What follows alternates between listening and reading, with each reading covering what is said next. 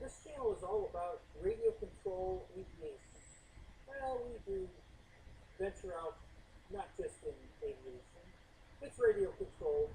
I've done it. I have it. Cars, boats, hovercrafts, trucks, helicopters. I mean, it's radio.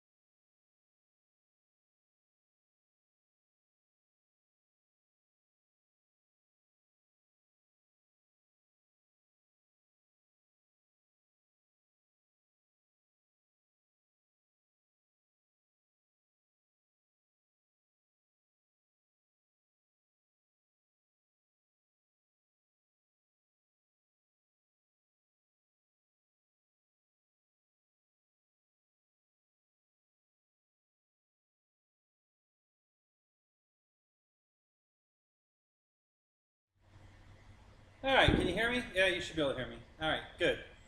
All right. So, got a new setup tonight. Let me introduce you to the new, that's what we got first here. Yeah, that'll probably be all right. So,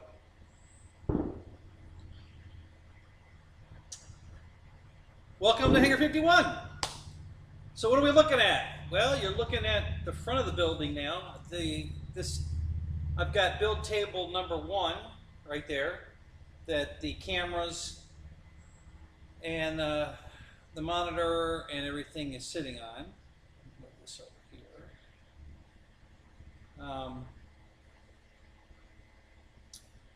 This is build table number 2 right here that I'm sitting in front of.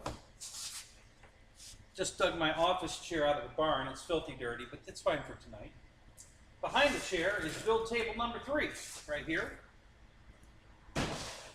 Build table number 4. Hang on, we got to switch cameras here. Let me pick up. I think it's rafter cam, and it's a little off. What happened to that? Oh, that's better. What the hell is rafter cam? What camera is that? That's weird. All right. So here's rafter cam for tonight. I have a new setup for this as well, but for now. Okay, and then this is build table number 5 right here. Okay, I got a wing on it. Okay. So we got 5 build tables, guys, that we're gonna, and then I have this nice little rolly cart right here. And what we're gonna do is we're gonna put I'm gonna build a box on it here so I can put the laptop underneath the box, the TV monitor on top of the box, that big light assembly there. I'm gonna weld it or something to the cart.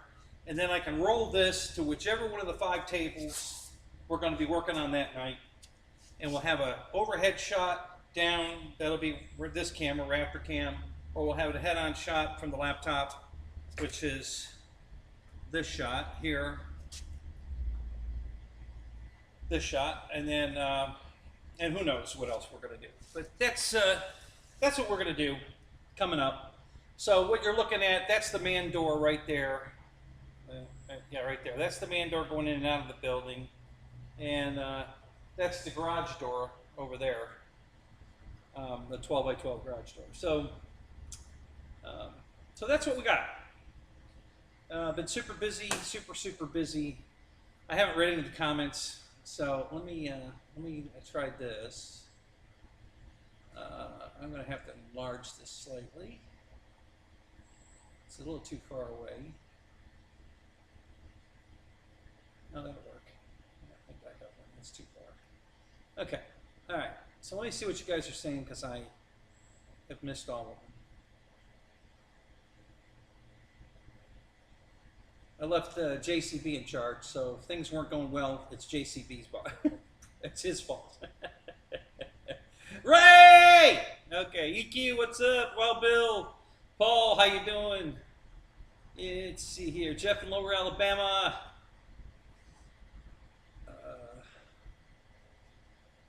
Let's see.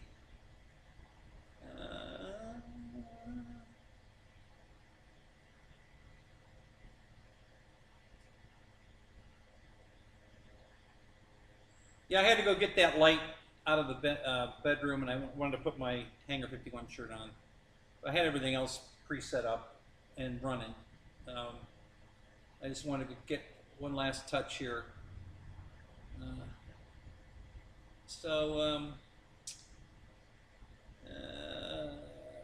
Flew your SIG today, huh, Jeff? Well, that's cool. Air Marshal, what's up? Your feet hurt. This better be your feet hurt. Well, put your feet up. You know, you don't need to stand for this. Put your feet up on your desk. Relax. Enjoy yourself. Who's that? Is that Craig Beaven? George Watts. Hey, buddy. I know you got my message. I'm here for you, man. I appreciate it. sorry for your loss. Who else is here?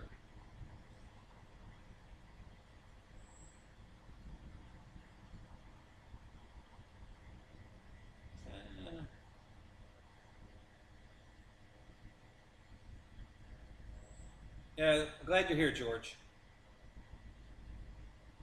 Yeah, that was Craig Beeman. Okay, cool. Working. Yeah. Okay.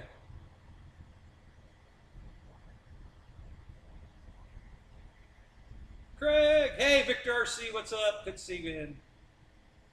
So, Roy!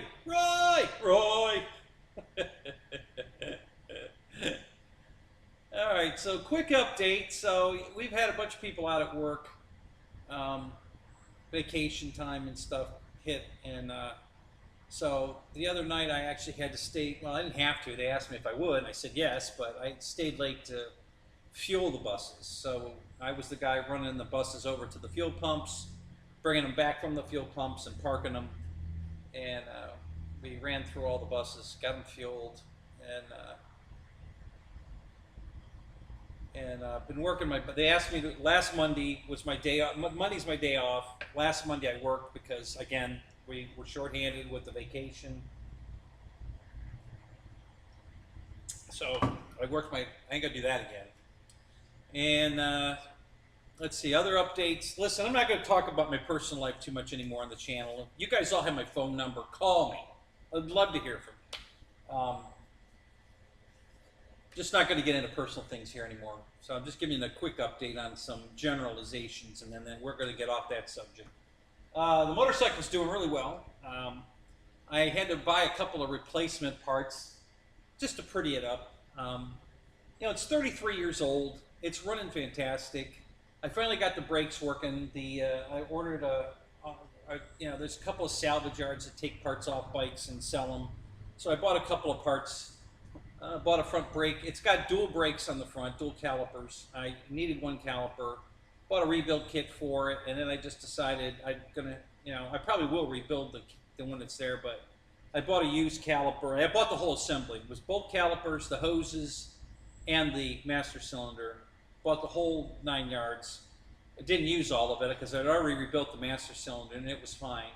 And but I did think I might need the hoses, so I used all but one hose. I didn't use the upper hose. I used the two split hoses that go the junction distribution block, and the two hoses go into the calipers and one caliper, and the brakes are working perfect, so that's good.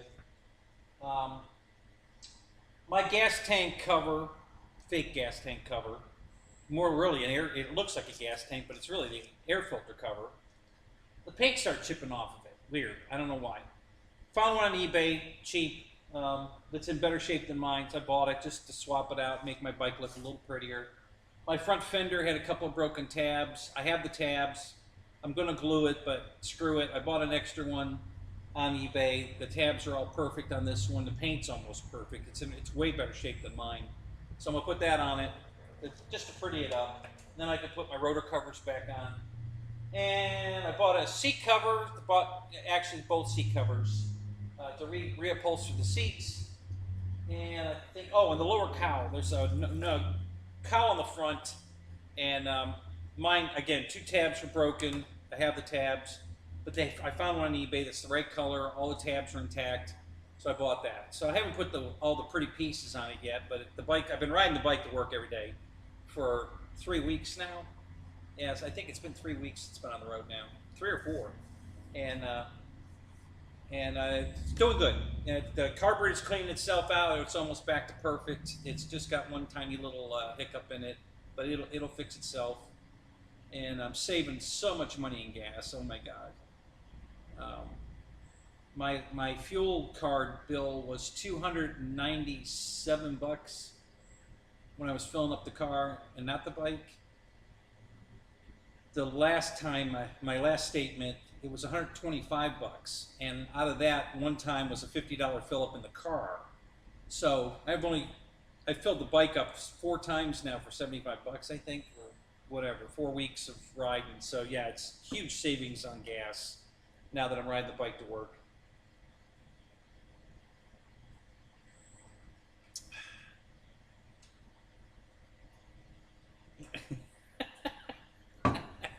Spencer! You know, well, whip them out here, buddy. Come on. Go ahead. Come on, we'll zoom you in, and then you can show everybody. So, okay, so that's the update on all that. Just been cleaning and cleaning and cleaning. I put 13 bags of soda cans out by the road today, and a guy drove by. They weren't out there 20 minutes. A guy drove by. Hey, can I have these cans? I take them. So he grabbed all the cans. 13 bags of cans. Yeah, I've been saving them for a friend of mine, but he won't come and get them. I'm tired of holding them, so I'm just going to put them out by the curb, and whoever wants them gets them, because my buddy doesn't come and get them, and I'm tired of waiting for them. I'm not stockpiling these cans anymore. I'm tired of it. So they're gone. I burnt all kinds of stuff. Been cleaning the house, the garage, the yard, mowing, just everything. Been and then working. So it's been very busy. I haven't got a chance to do any airplane shit, but I'm gonna do an unboxing tonight. So stay tuned for that. I've been dying to look at this airplane. I've had it almost a month now, and I'm gonna take it out of the box tonight. I think I might do 2 unboxings tonight. I'm probably gonna do the jet and the Yak. What is that, a Yak 11? I think it's a Yak 11. So I'm probably going to unbox. Tug Hill, what's up? Good to see you, man. How are you doing, buddy? So, yeah, throw cheeseburgers. Send them my way, man. I'll take them. So I'm probably going to do those 2 unboxings. I'm going to do one quick segment on a Surface. This truck here, guys, I got to tell you, it's pretty damn fast for what it is. It's on sale for $179. If you haven't done Surface yet, guys, and you've been thinking about it, this is the best deal right now that you can get to get yourself into Surface cheap. It does about 30 miles an hour. It's got oil-filled shocks on it, so it rides on the road beautifully. I mean, it just hugs the ground. It doesn't bang and bumps and jump all around. The suspension is fantastic. And it's not going to go fast enough to really, if you run it into the curb, I don't think you're going to break anything. It'll just deflect off. When you want to soup it up to get it to do 60, 70 miles an hour, you're going to start breaking shit because it's just too fast. But at the 30, I think it's doing 30. It's pretty quick. I think you're going to love it. And if they're on sale again right now, I'm thinking about buying another one. I just love this truck. It's 8th scale. You can tell the difference between, the car here's 10th scale, the truck's 8th scale, so it's considerably bigger than the car. And, oh, by the way, this is my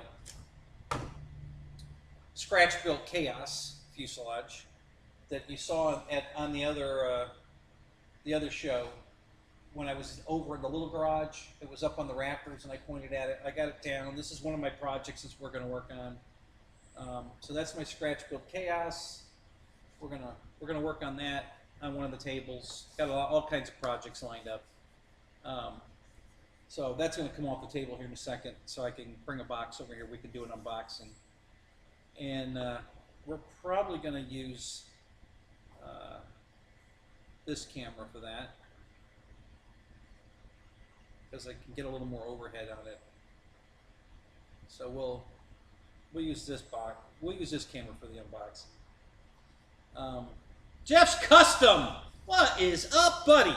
Good to see you, man. So anyway, guys, I can't stress it enough. If you wanted to get into Surface cheap, man, this is the deal right here. Either this or the truck I told George Watts to buy, and he bought 2 of them, but I don't think he... George, did you take them out of the box yet? You got to take them out of the box, dude. I'm telling you. You and your grandson are going to have a great time with those. So get them out of the box and go play with them. I think it's the... well, it's sitting right here on the floor. What do they call that thing? The Voltage. That's it. The Granite Voltage. I think they're on sale for $99 right now. So 179 for the 8th scale, or the 10th scale graphite voltage. Either one of them. Get it. There, I think that's on sale right now too. I think.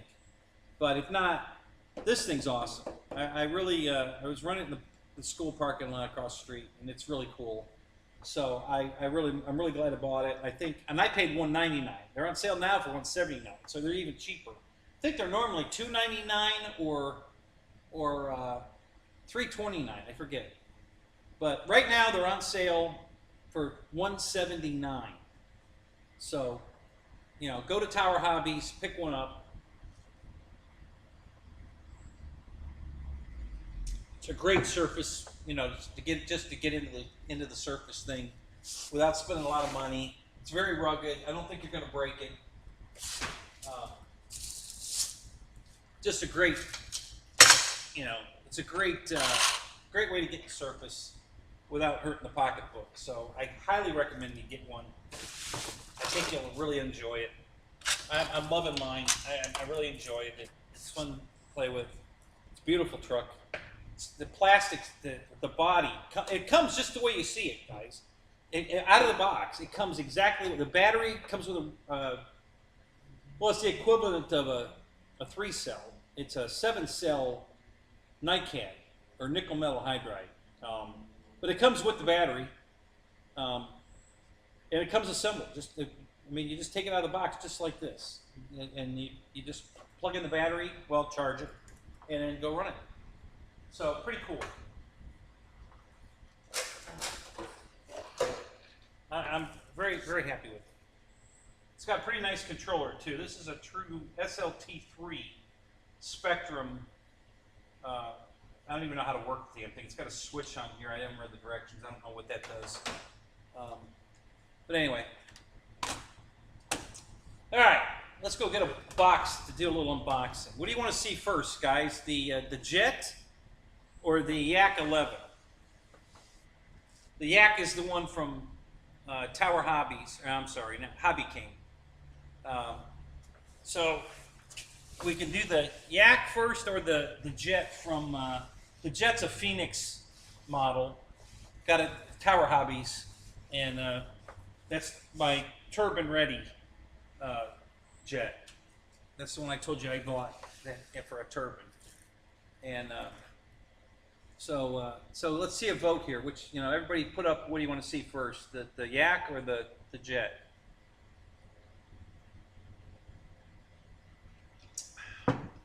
So I see a Jet, I see a Yak,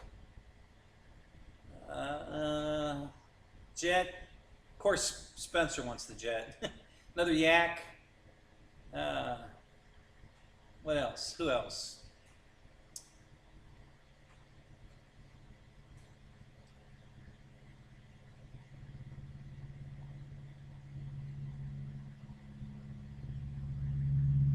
Oh, Shadow's here. What's up? How you doing, Eric? Yes, I do exist. So, update, guys. Yak. Okay, all right, we're gonna do the Yak. I've just decided. It seems like the Yak is. It's not gonna take long to do either one, guys. So I'm gonna go back. I think I've got a handle on the work situation and the everything. So Thursday nights. 9:30, because I won't get home from work till about 9, maybe a couple minutes before 9. So probably 9:30 on Thursday nights, and then I'm going to do Sunday nights after Dave It Yourself, who wasn't on tonight. I'm sitting here waiting for his show. Didn't do it, so I decided to go, and I was trying to go earlier, but I wasn't really set up for it, so now I am, kind of. Still not really set up, but good enough for tonight. I'm going to get some better lighting.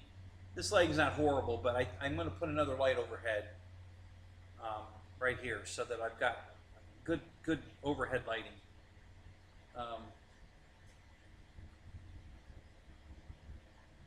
I should do 3 or 4 shows a day. Yeah, I wish I could, but I had to go back to work, Dave.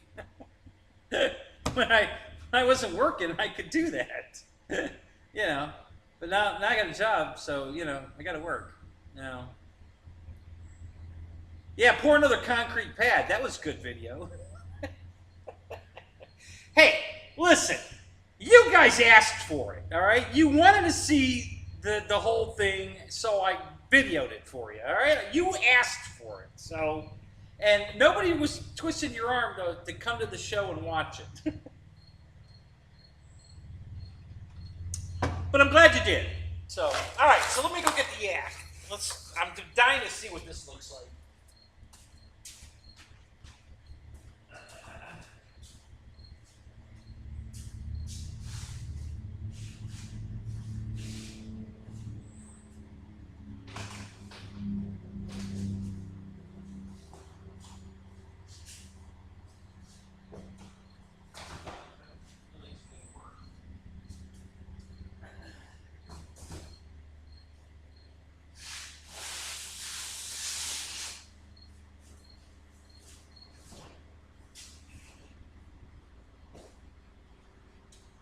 So I got an airplane sitting on this box and the box for the jet. So I just moved everything off this box onto the box for the jet. That was brilliant, because now I gotta go take it all off the jet box to do that one in a minute. So that was just brilliant.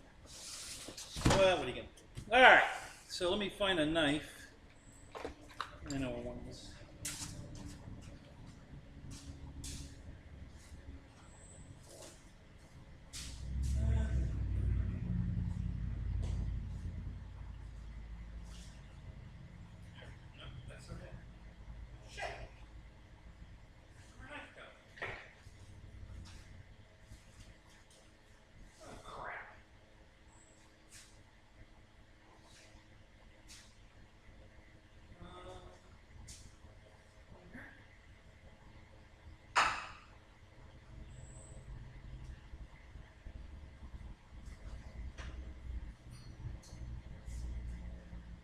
Okay.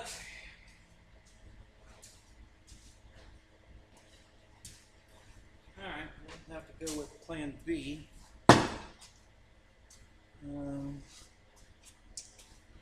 I know there's one over here. Put the roller cart back here. Oh, and by the way, guys, this wood table that I'm, build table number 2. Here's the knife. That's the one I found on the side of the road. They were throwing it away. And it came with these 2 leaves over here. So with the leaves in it, I think it's 12 feet long. It's a big ass table. So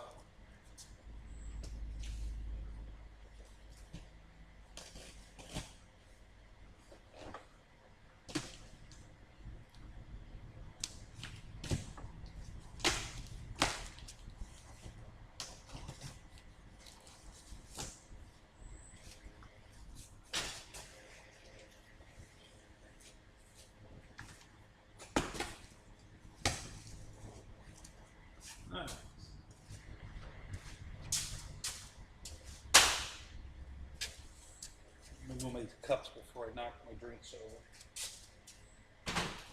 All right. Pretty box. All right.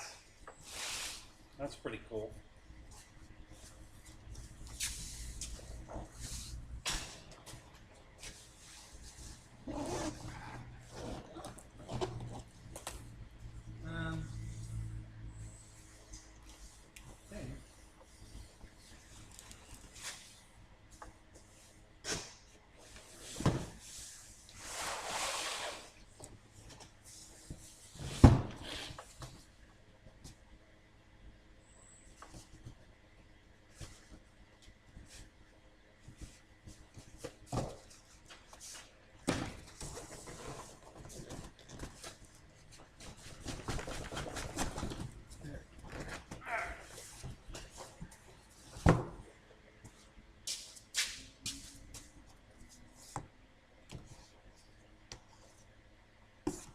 Spider on the box.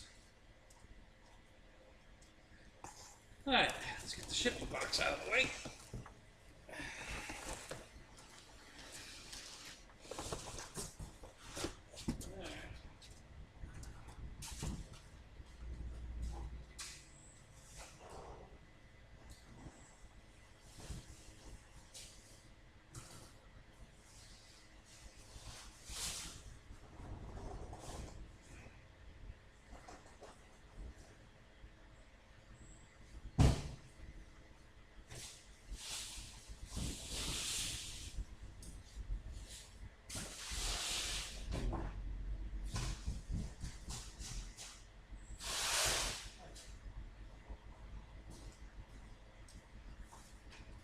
All right, now we got to cut some tapes. All right, what do you do with the knife?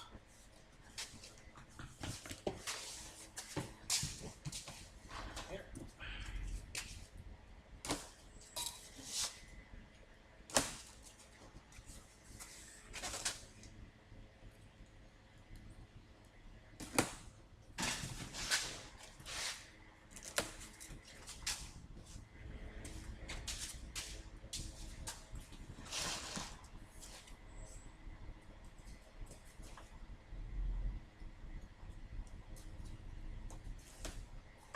Okay.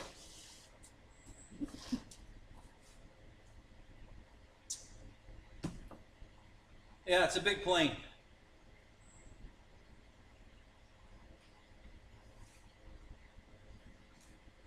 Yes, it's a Hobby King. Hey, it's the second Hobby King. I also bought, remember I did the unboxing of the C-130, you know, and then I bought the Avro Lancaster.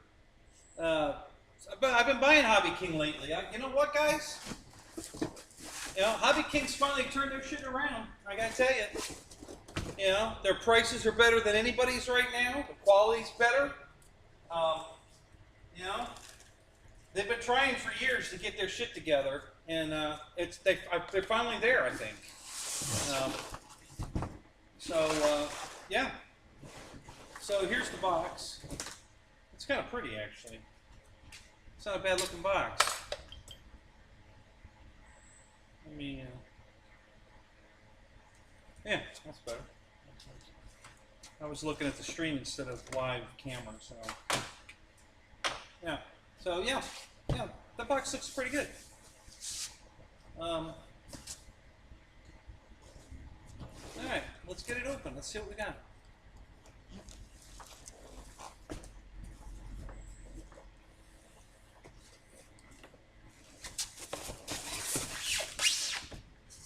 All right.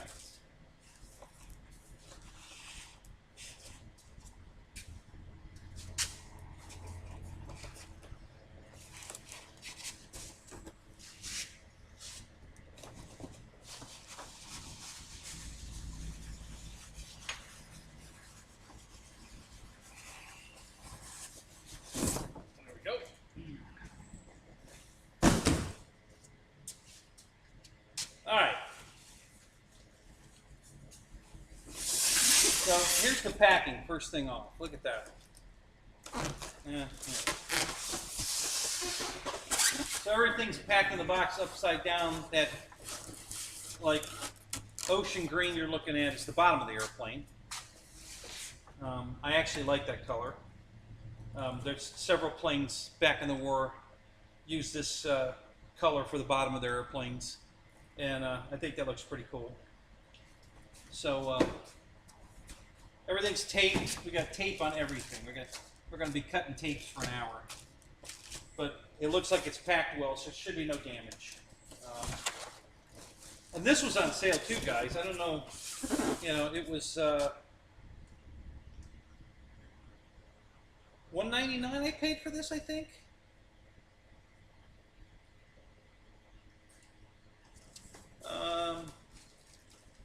I forget. It was on sale. It was $100 off. So that's why I bought it.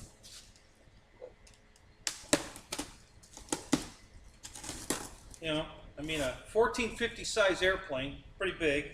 Lights, retracts, everything. Flaps, you know. and at that price point, that's amazing. So yeah, I jumped all over that. That's why I bought the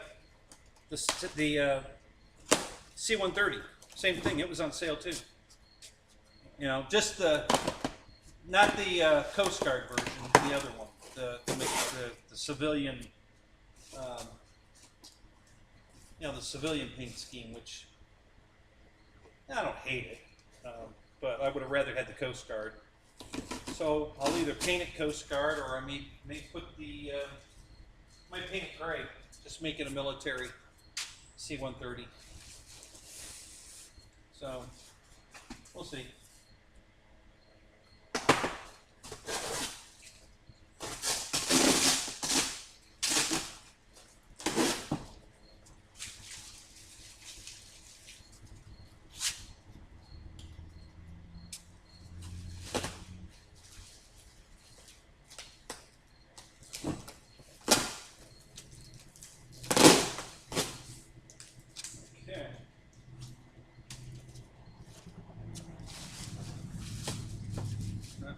Another tape over here.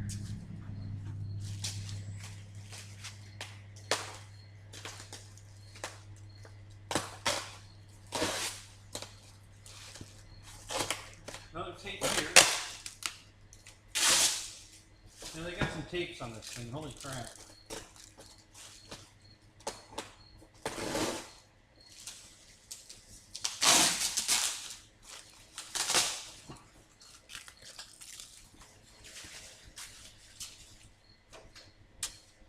Depending on how late you guys want to stick around tonight, I just may put some of these airplanes together.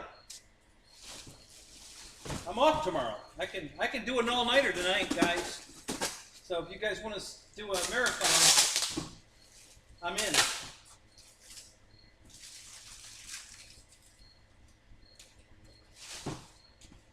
All right, I think that's good enough. All right, so here we go. So here's a wing. This is the left wing. Take it out of the bag, and I can bring it to the camera. So we got some damage. Man, that's a shame. As nicely as that's packed. I've got a couple of ding here. Let's see if I can get that in the light. You can see it. Yeah, it's got some bad spots. There's a couple of dings there. There's some compression there. Another ding here. It's kind of wrinkled here. Boy, man, this is not very good, guys. Not very happy about this. I mean, I'm going to fly it, so. But yeah, this is not what I was hoping for. I was hoping for a lot better than this. The bottom is in perfect shape. A little wrinkly right there, but in here. Yeah, it looks like this wing got compressed. I hope this isn't a return they sent me.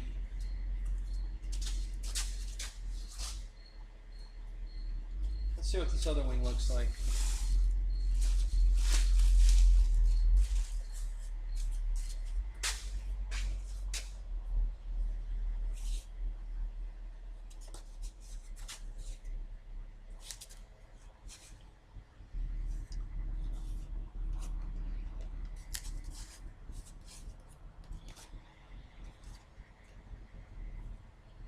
So there's a lot of touch-up paint work done on this.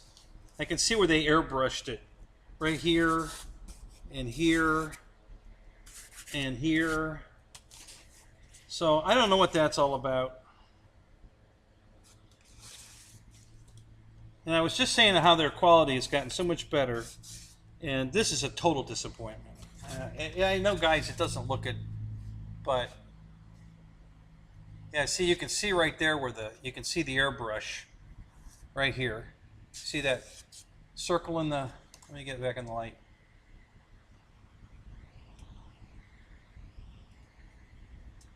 I had a good shot of it here a second ago. Where'd it go? There you go. Now you can see where it was airbrushed. See the two spots right there on the flap? right here, and then here. You can see where the airbrushed touched it up. Again, down here, here, and here. Yeah, so, yeah, not very impressed, guys. This is not what I was hoping for. All right, let's move on. So look at this spar. I mean, oh my God, guys, look at this. This is a big piece of plywood. It is how many layers? It looks like one,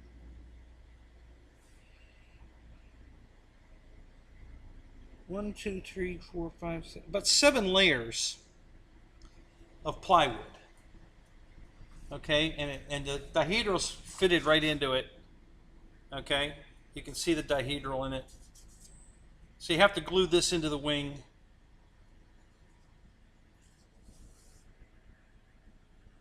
Looks like Russian quality. Hey, Mike, what's up? How you doing, man? Yeah, it looks like Russian quality. Yeah, all right. So, yeah. So that's the spar. What do we got here? We got a propeller. That's a big son of a bitch. Holy crap. What size is this thing? Bring it over to light. Not marked. Oh yeah, it is.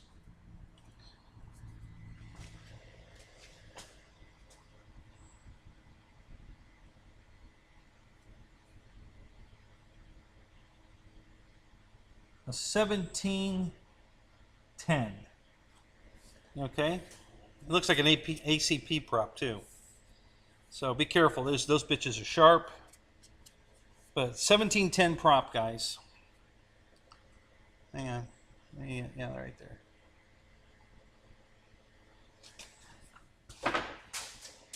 All right. Let's see what else we got. Here's the rear horizontal.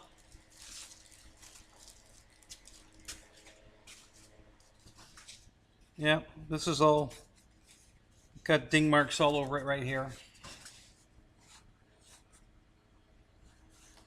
Right here in the gray. I don't know if I can get that in the... But yeah, it's got some ding marks in it here. Gotta flex these foam hinges.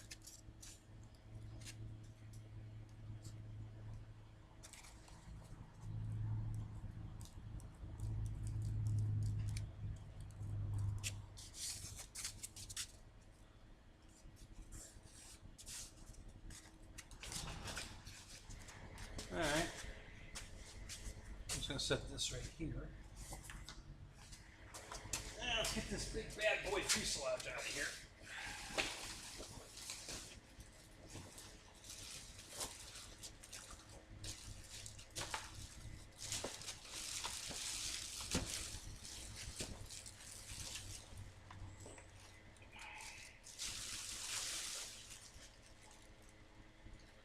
Okay, so there's all kinds of flakes of paint falling inside the bag. So where did all that paint come off of?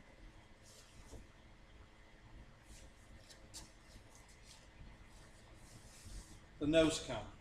Nice. So here we are. Oh, the nose cone's broken. Oh yeah, this is destroyed. This nose cone's completely destroyed. Oh my God. All right, so here we go, guys. Look at this. It's all busted, completely broken, just completely destroyed.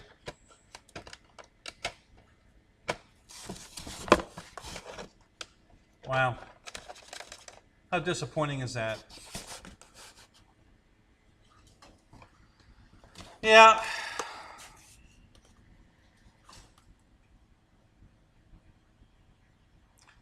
This is the one that Jeff sent back. Yeah, there you go. You mean the other Jeff? Your other brother Jeff? Jeff? Is that who sent? He got one like this and they sent it back and now I got it? Is that what you're telling me? Foam tack. Yeah, right. Thanks. Oh, guys. Man. What a disappointment. I mean, guys, that is such a shame. I was so looking forward to this airplane.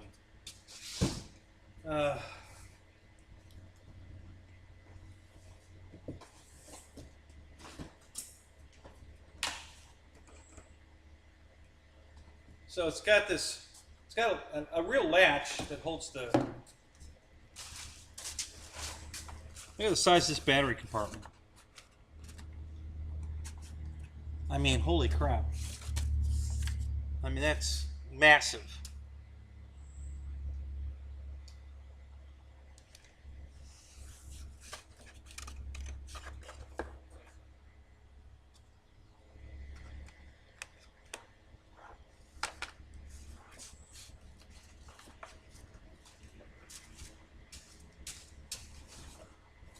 This shipping box has no damage on it. So this plane was in this condition when they packed it to send it. This is what I hate when I get something that's that the manufacturer is at fault. You know, whoever was packing this airplane didn't give a rat's ass, destroyed it when he was putting it in the box, never said nothing because he's just there for a paycheck. And listen, it happened. It's not just Hobby King. I've got an FMS plane that looked like this. Just that day I got the wrong guy packing my shit, and no, that didn't come out right, did it? And yeah, and now I'm screwed. So, yeah. It's a big airplane, guys. I mean, this thing's freaking huge. There's the rudder.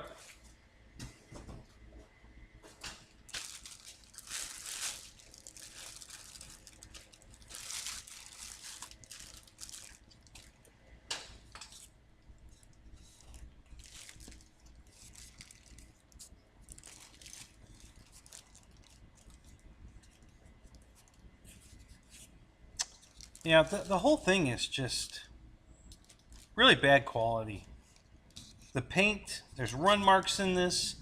There's all kinds of more compressions, and yeah, it's just wow. The C-130 was perfect. There was no damage on that airplane. I mean, it was absolutely perfect.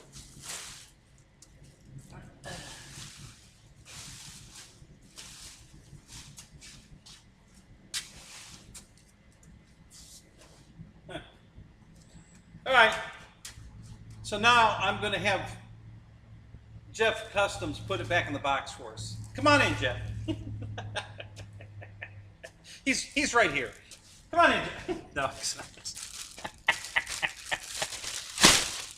Maybe he can help me do this because I've never actually had to rebox. Well, actually, that's not true. I did have to rebox that Tiger Cat to send back to FMS. So.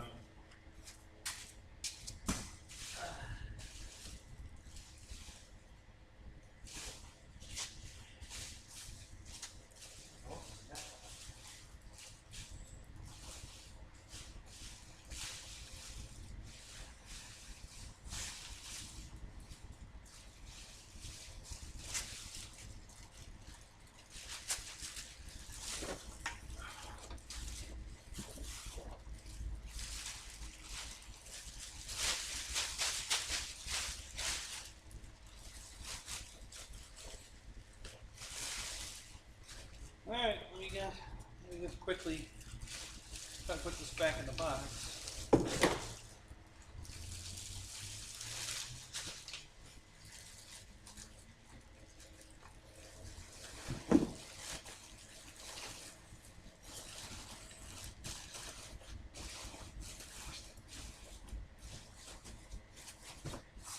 Okay.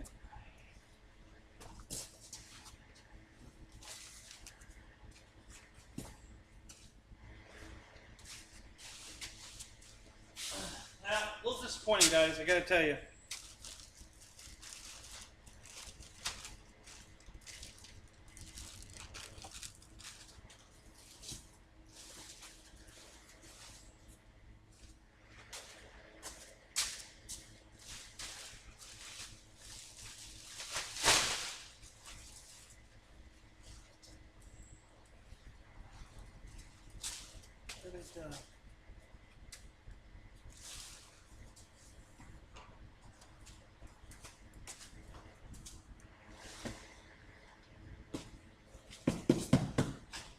What did I do? Oh, there it is. Right in there. Uh-oh. How'd that go in? Oh, no, they went over here. Okay.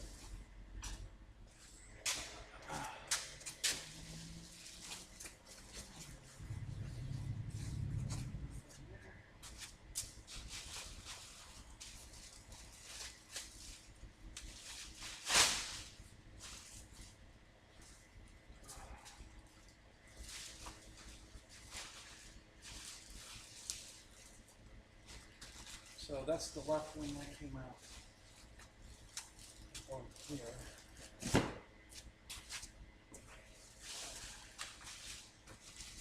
Right wing here.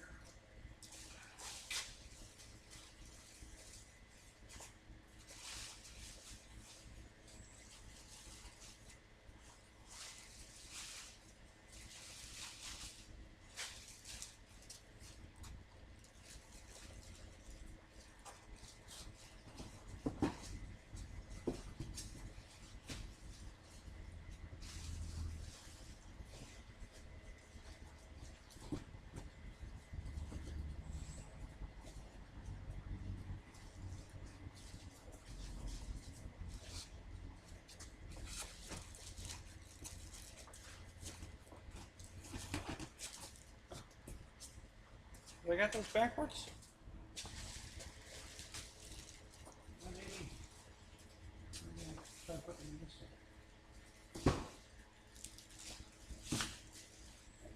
Yeah, I think I did. Yeah, I did. Okay, one goes that way, this goes this way. Alright. And then it's all back in the box. What's that piece of? Set that right in the middle.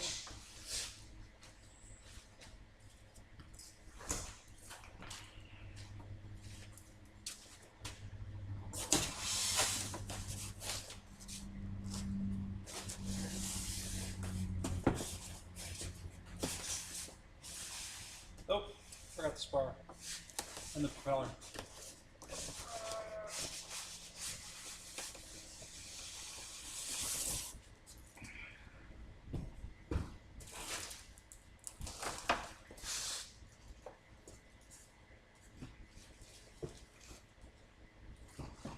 Spar here.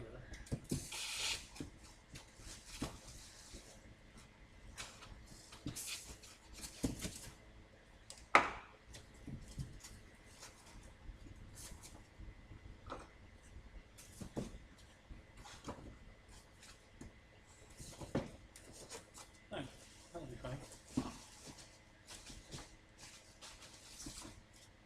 Okay.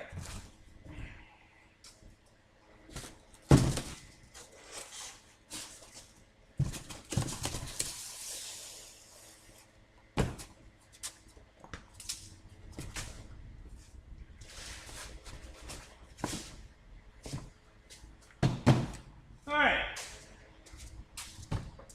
Let's get that off the table and get on to unboxing number 2.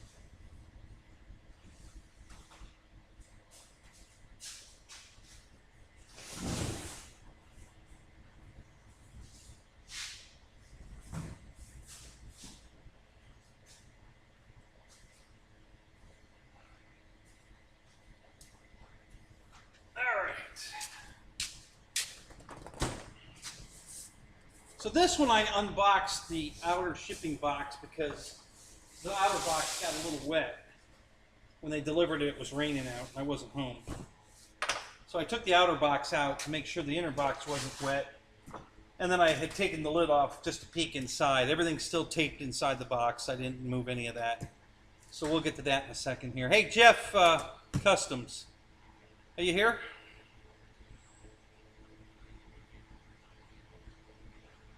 Holy monkey! Welcome to the show. I don't think I've seen you here before. Somebody sent me a message. I don't know who it is. Let's see who it is.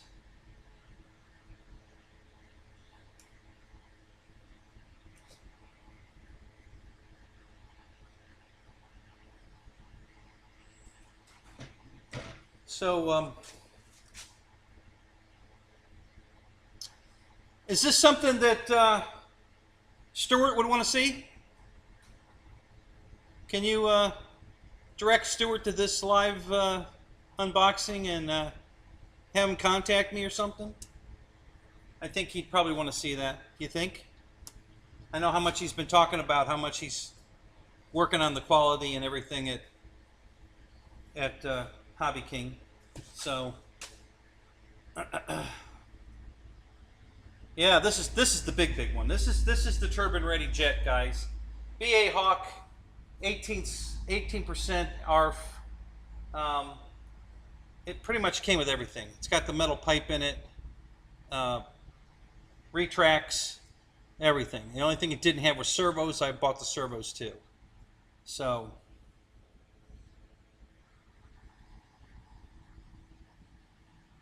oh yeah, I know you don't have to send it to him now. I know it's 4 in the morning there. Yeah, yeah. You know, get a hold of him, or get a hold of me to get a hold of him, or let's do something with this. I'd appreciate your help on that. Thanks, buddy. All right, so let's get to this one.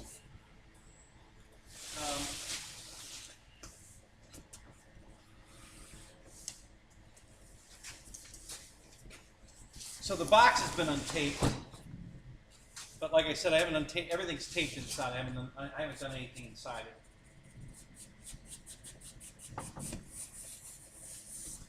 I just wanted to make sure it wasn't wet.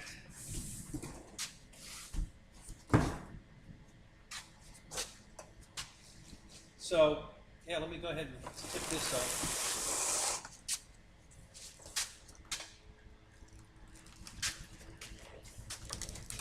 So everything's taped in this, you know, this looks like the wing spars over here. Down here at the bottom, these are the landing gear tubs that go in the wing. You know, when the gear goes up, they go into these. And looks like some scoops here. Of course, the decals and the owner's manual, and yeah. So let me let's do this. Let's uncut this. Maybe.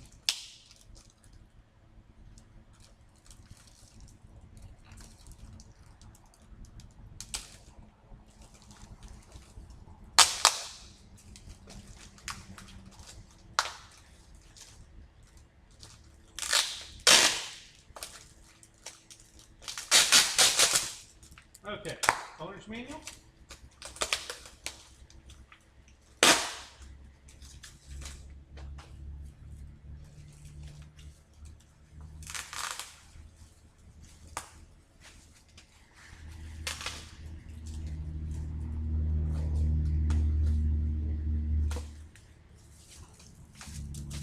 Decal sheet.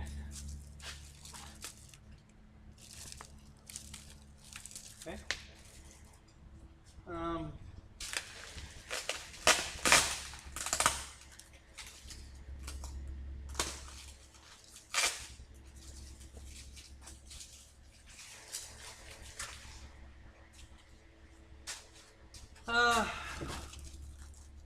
So here are the horizontal stabilizers right here.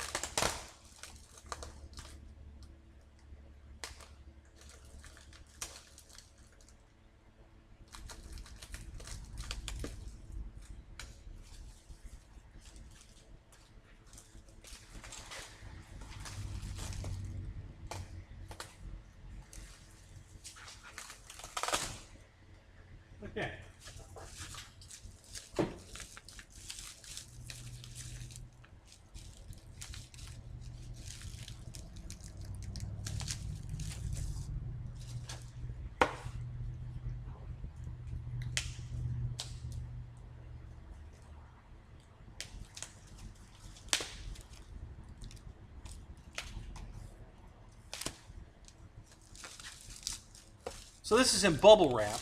Let me show you this. See that? It's all wrapped in bubble wrap. And it's wrapped so tightly that I can't even get it out of the bubble wrap. And I mean, I'm going to have to cut it out, and I'm trying to figure out the best way to do that without cutting into the part itself. Wow, this is really wrapped up. All right, let me try this. Just cut the bubble wrap here.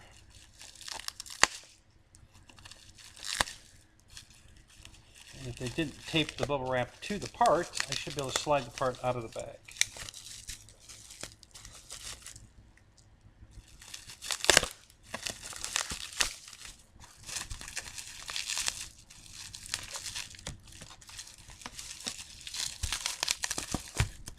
All right. Ooh, now that's pretty. So this is all balsa. You can see right there, it's balsa wood rib. And these are carbon fiber tubes glued into the, and then there's a servo door taped on. It's already hinged. And they are glued. So the hinges are done. Oh, no, they're not. Oh, I take it back. They're not glued. I got to glue them. All right. Yeah, when I pulled on it, it didn't, it didn't come apart. Okay.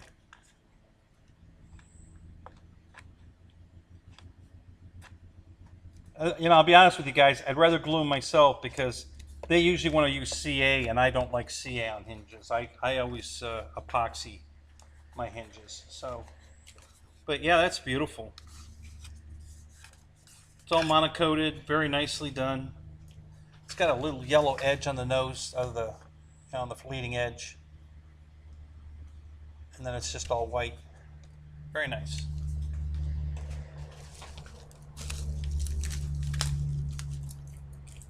Well, that's odd because this one's all red. Oh, that must be the rudder. I think on the color scheme is the white the rudder. Yeah. Okay. So that's the rudder. Here's the horizontal, which is red.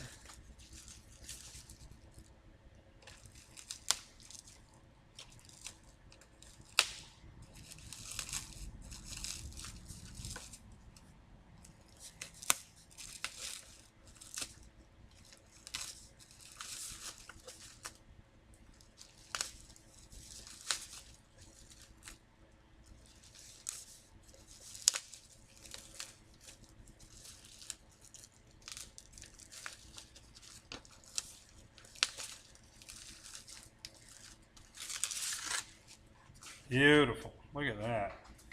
It's all red, top and bottom. It's got some carbon fiber. Let's see if you can see that. Yeah. So some plywood with a carbon fiber cover, and then it bolts on. You see the bolt holes? And there's holes. There's a hole here for there's a carbon fiber rod, I'm sure, that goes in here. And then you bolt it to the fuselage. So that's pretty cool. Ken Bird, what's up? Good to see you. I should use scissors to cut the bubble wrap instead of the X-Acto knife. That's not a bad idea. Can I put myself on? Can I get a hold of a pair of scissors here quickly? Thank you for that. It's not a bad idea. Let me go see if I can find a pair of scissors.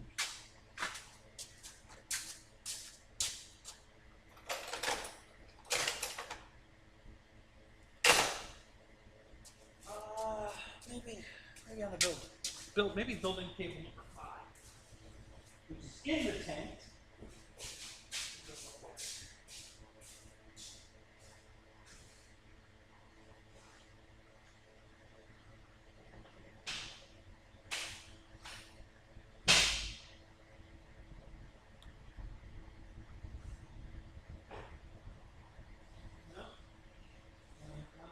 Oh, there's some of that. All right. Good deal.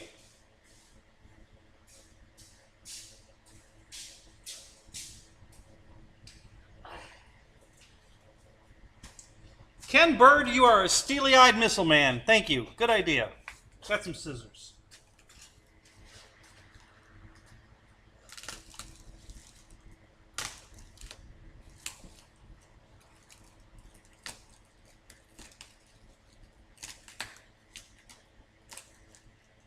All right.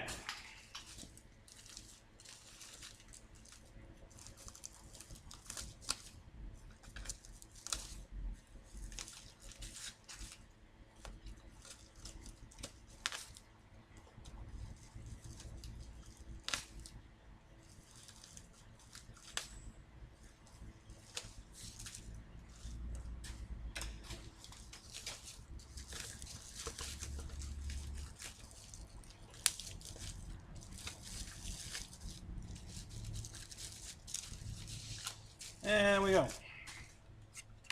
And again, beautiful. God, these guys monocoat well. I'm telling you.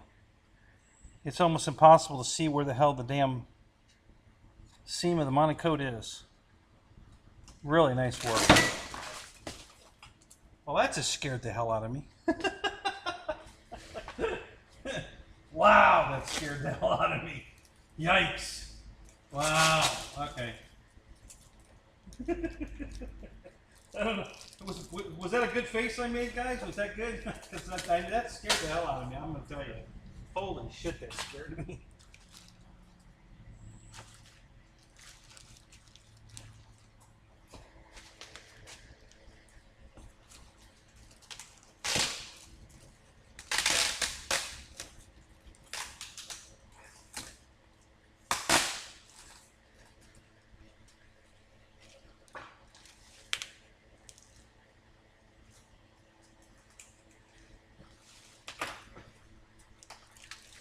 So, just to be clear, guys, I wasn't worried about getting hurt. I was worried about my $900 jet getting a ding in it. That's why I was scared.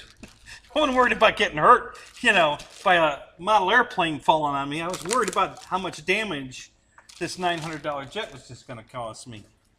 So, it was a pretty good face. Good. So now, well, he doesn't even have to be in here, but it is, what's his name? God, I can't think of his name right now. I'm having a brain fart. That's funny.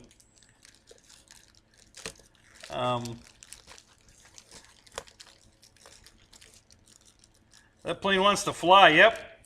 Yep, you're right. You're right, holy monkey. Or holly monkey. Wow.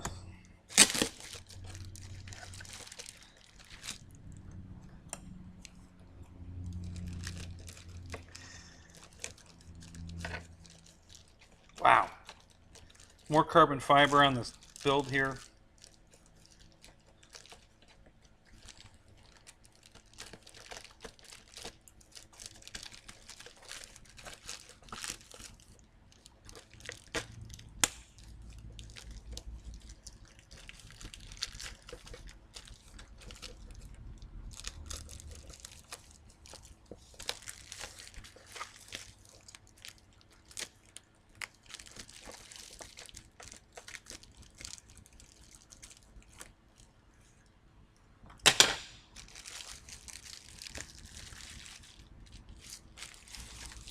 God. Guys, I wish you could see this construction. Holy crap.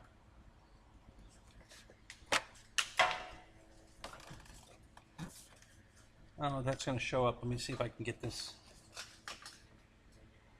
Can you see? Look at down inside there. Carbon fiber ribs.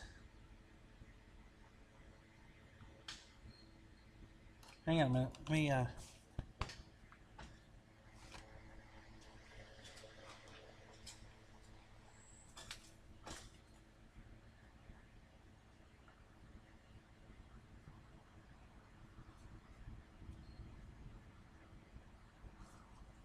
see if this helps. Yeah, there we go.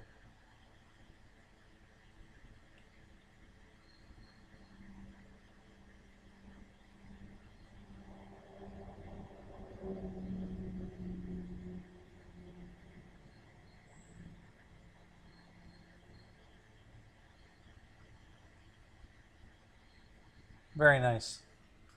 Very, very nice. It's got Fowler flaps. Look at that. Nice.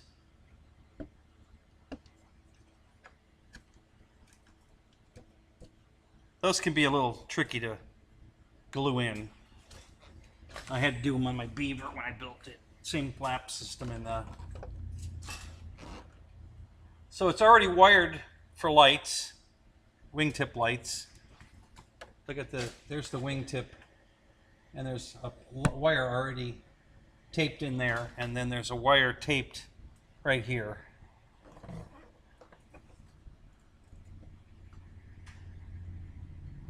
For the light, and then the servos aren't in it, but and they have the access doors. This is molded plastic, this door. That's nice. I kind of like that.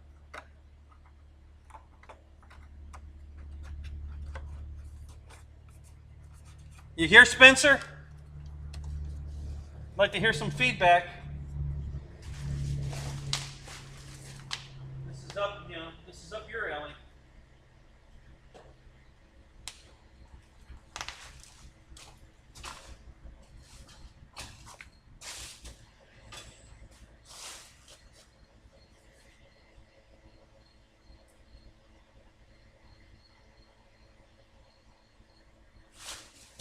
Yeah, what George said. It does. I bought the servos on sale too, so I have less than $1,000 in this whole thing, and it's came with everything but the turbine, and it came with the fuel tanks, everything. The fuel tanks, the gear, the pipe, everything. It just didn't come with the electronics to run the turbine or the turbine, and the electronics come with the turbine. So basically, you buy the turbine and you bolt it in the plane, and then wire up the electronics that came with the turbine, and you're ready to go. It came with everything else. So, no, it's a BA Hawk. It's not a Viper. It's a BAE Hawk.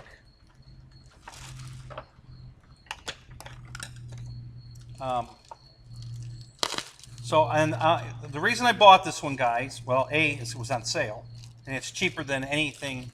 You can't even buy the foam. You know, the equivalent of this in foam from like HSD is like $1,500 or $1,700. And with buying this and the servos on sale, I'm under $1,000 with everything here but the turbine. And this would be a $1,500 to $1,700 at HSD or Banana Hobbies, that brand, whatever brand they sell, you know, and it would be a foam airplane, not a wood airplane. So that's why I bought it. And my intentions are, and this is very light, guys. Bledsoe Trains, what is up, David? Good to see you, buddy. I'm using your knife. Hey, look here's your X-Acto knife you got me, buddy. There it is, right there. It's got the engraving on it. There it is. See, I told you. This is my David Bledsoe knife.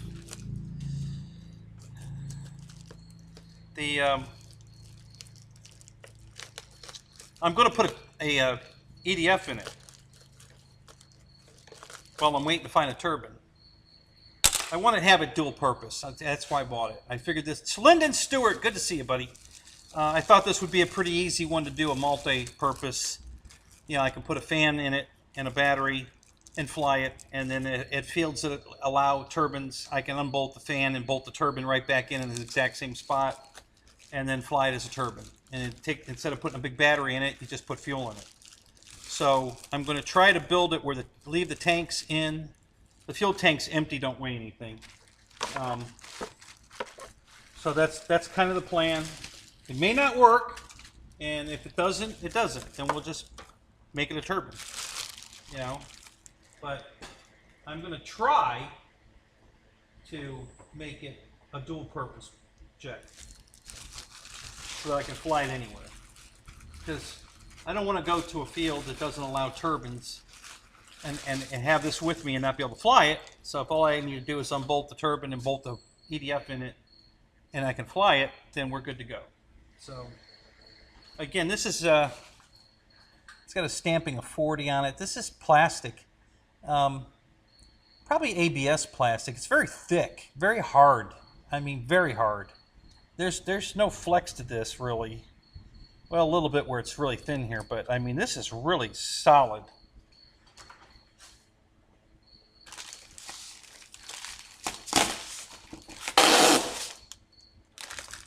So again, if you just got here, this is sold through Tower Hobbies, and it's made by Phoenix Models. I mean, Phoenix Models pretty famous for the stuff they make. They make all kinds of big ass planes like this, and they've been around for a long time. So they used to make that. And if you, oh god, that's smelling something. They used to make the Connie. It's actually, if you go to Phoenix Models, I think they're still using the Connie on their page. You know, they don't make the Connie anymore. At least I haven't seen it available. But they make a giant Connie that you can either make gas or electric, and it's on their page. And I would love to get one of those. But they're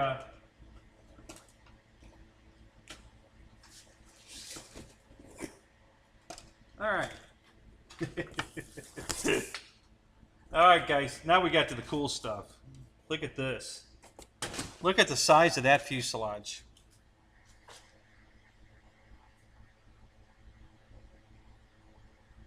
This is just the nose. This is the back half. This thing is enormous. Holy crap.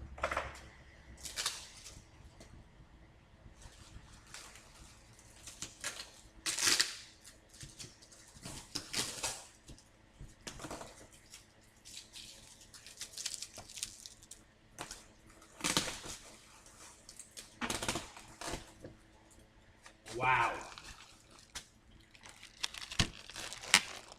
Look at the size of this. 2 pilots in it. This is just the nose, guys. Here's the back half of the fuselage here. Holy shit. Wow, this is big. Damn.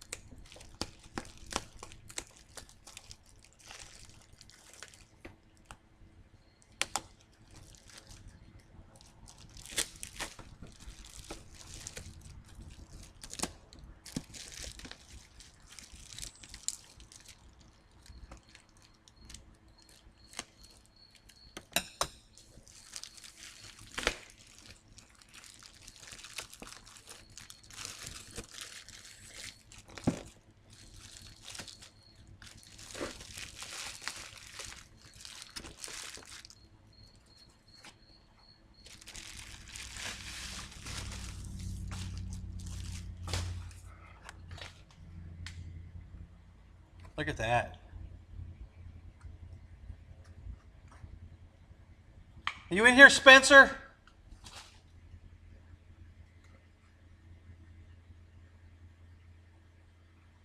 Holy crap.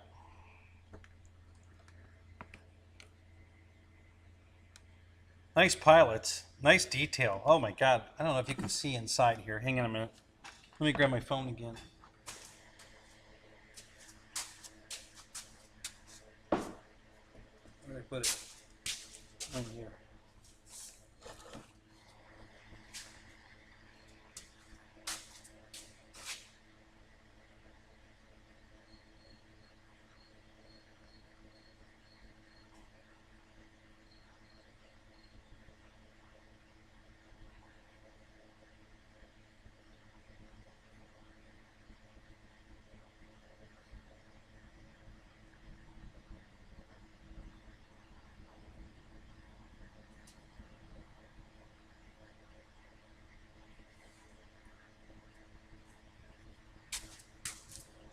All right.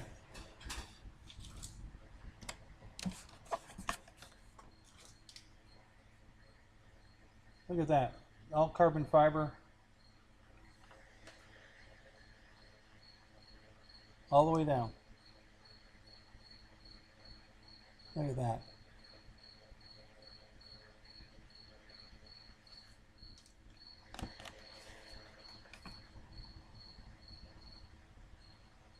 Wow.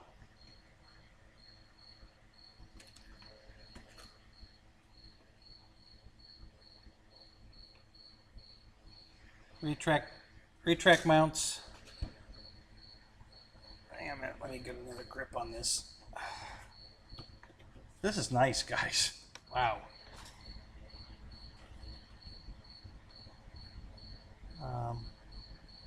Yeah, they're the mounts for where the retract bolts in.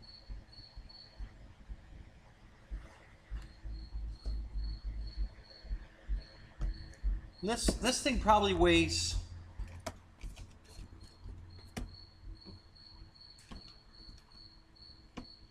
I'd say 8 to 10 ounces maybe.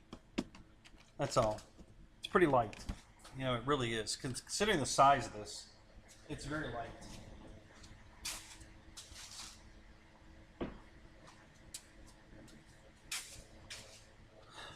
All right.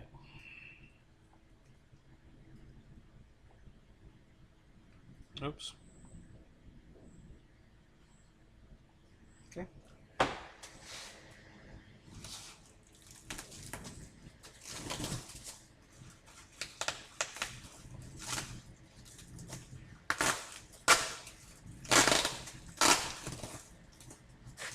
Here's the pipe.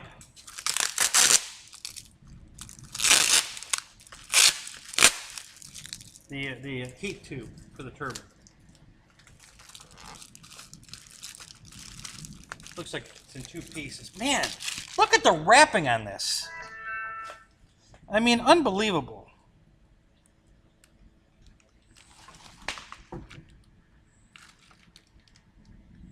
This is really packaged well, guys. Holy crap. This is amazing.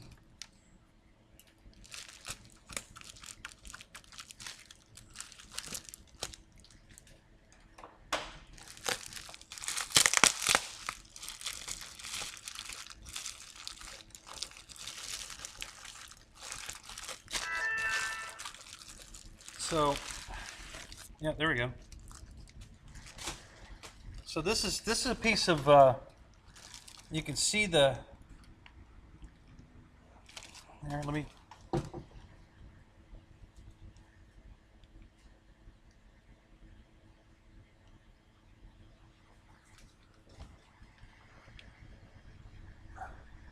you see that inner outer wall with the all those little facets in there? That's to keep the heat on the inside tube and not on the outside tube. Yeah, it's begging for the turbine. You're right, Matt. Good to see you, buddy. Yep. Yep. So,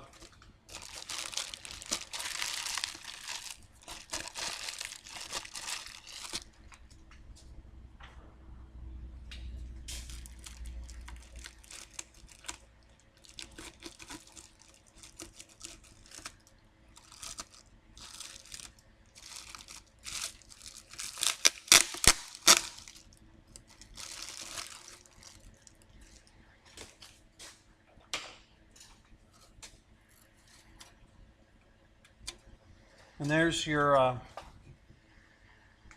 that's the bellow for the turbine. It sits right here. The heat hits this heat shield here, and then the inner tube here, right here. This is the inner tube. You can see there's that grit, that woven, and then the outer tube stays cool because the inner tube absorbs the heat. And it just bolts in. So if I can't fly the EDF through this tube because it might be too restrictive, I can just take 2 bolts and slide it out of the fuselage. So if it comes to that, I have no idea, guys. This is all new to me. We're going to try it and see.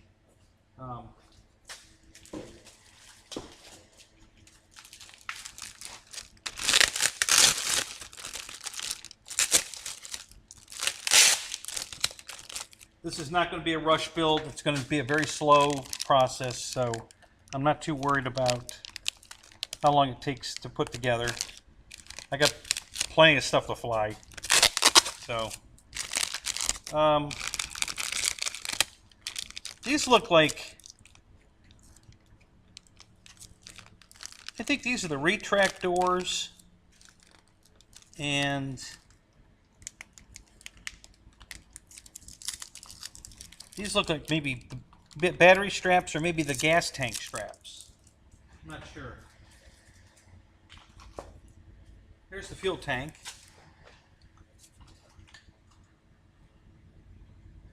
Pretty big. I don't know how many ounces or liters or whatever it is, but it's pretty big.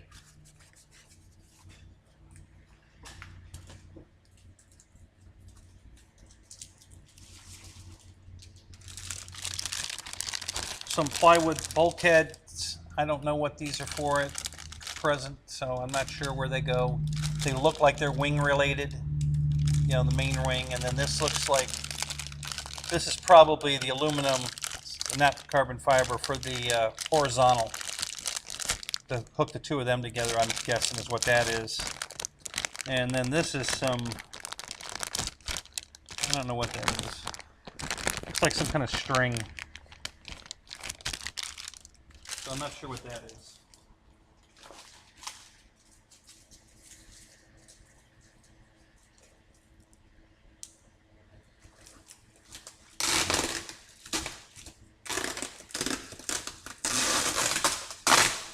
Okay, guys, if you're impressed, you think this is pretty cool, let's see some emojis.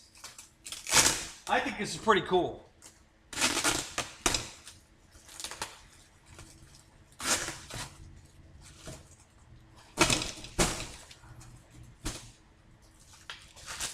Man, there's enough packing in here. Holy crap.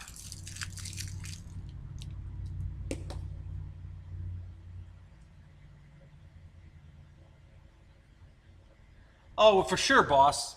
Listen, the adage, bigger flies better, is absolutely true. There's no doubt. These bigger airplanes definitely fly better.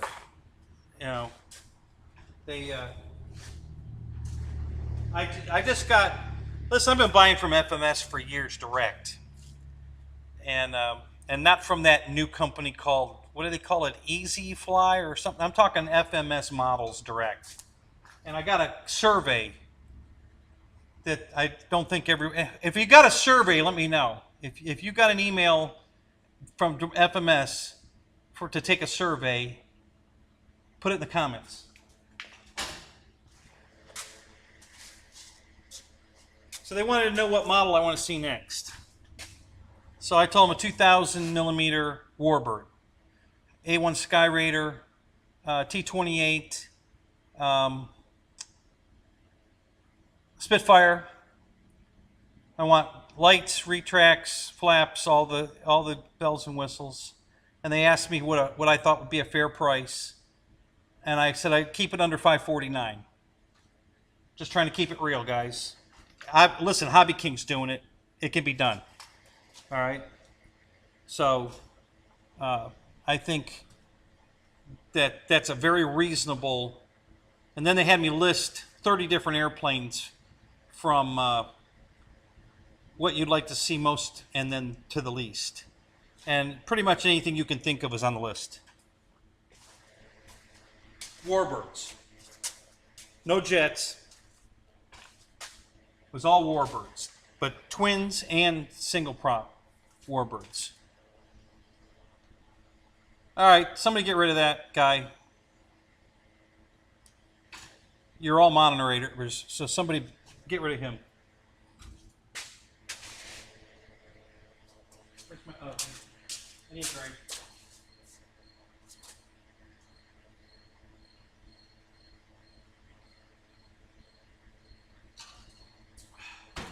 Oh, that felt good.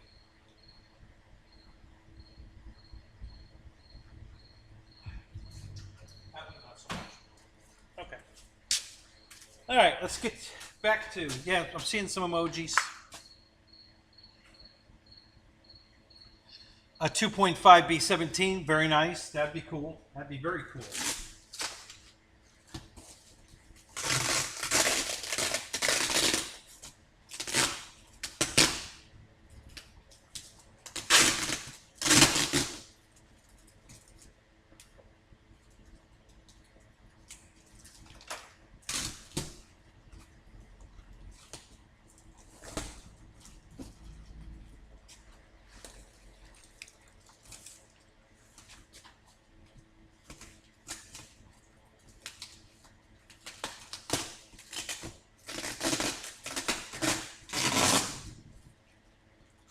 Okay.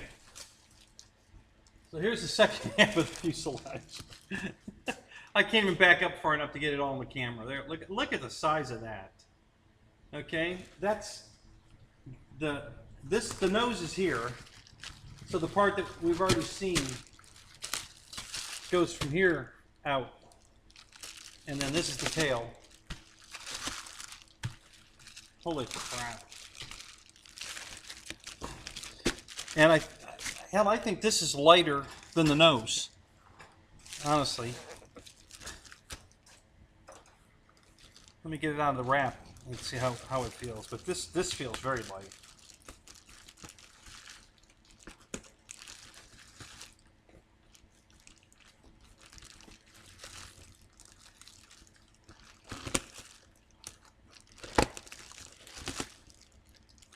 You know, they had this jet on sale again, too. Yeah, it was a bot. Wait, who got rid of him? Who took care of that for me? Thank you, whoever it was. Thank you.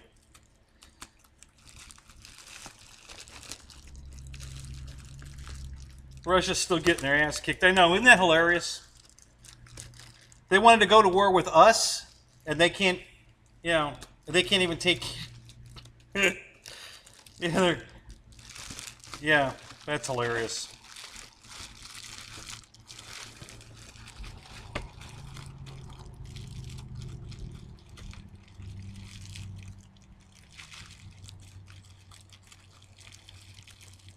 Nah, that's not a problem, Roy.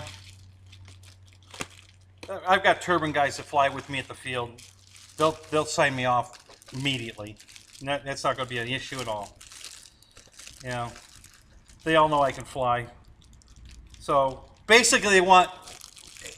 It's not even the flying. It's knowing how everything works, how to start the thing up, how to shut it down. You know, how to stop it from catching on fire. If it does catch on fire, how to put the fire out. That's really what they're testing you for, to see if you know how it operates and know how to shut it down. If it, you know, if you have a hot start and it catches something on fire, you know, you got a fire extinguisher handy. It's not the flying. Because God knows we have guys flying turbines that, you know, can't fly. So, but yeah, I've got guys that'll sign me right off on it. So that's not going to be an issue at all.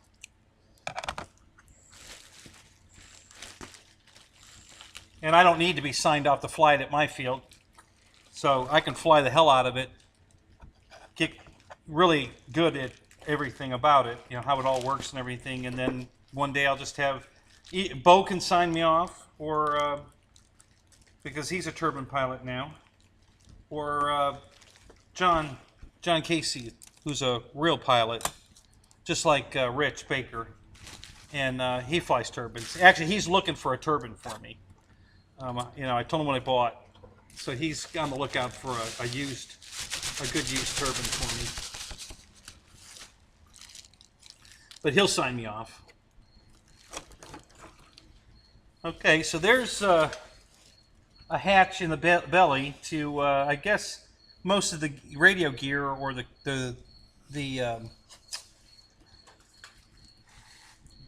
this all, again, carbon fiber. Jesus, hang on, let me get my phone.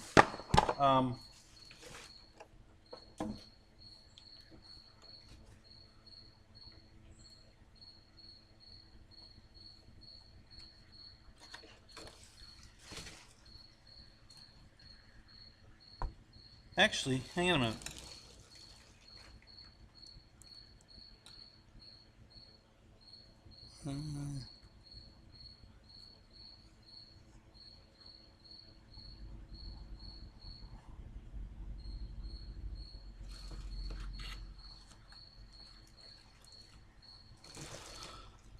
There you go. Oop. Look at that. Oh, wait a minute. The camera is stalled. There we go. Okay. Yeah, look in there. Look at that. Wow. I mean, is that beautiful or what? Holy crap, guys. You will need brakes. This does not come with brakes. Listen, guys. You know what the brakes are on the jets that John and Bo are using? It's a piece of plywood that drags on the tire. It just has a pivot point above the tire, and the servo just pulls on it. The thing drops down and drags on the tire. That's the brakes, and that qualifies as long as you can stop it, and that'll stop it. Not immediately, but it'll stop it, and that's brakes. So that's all it is. So it's real easy to put a drag brake like that on the nose gear, or two of them on the main gear to stop it. You don't have to have a real brake system in it. Look inside there. Holy crap.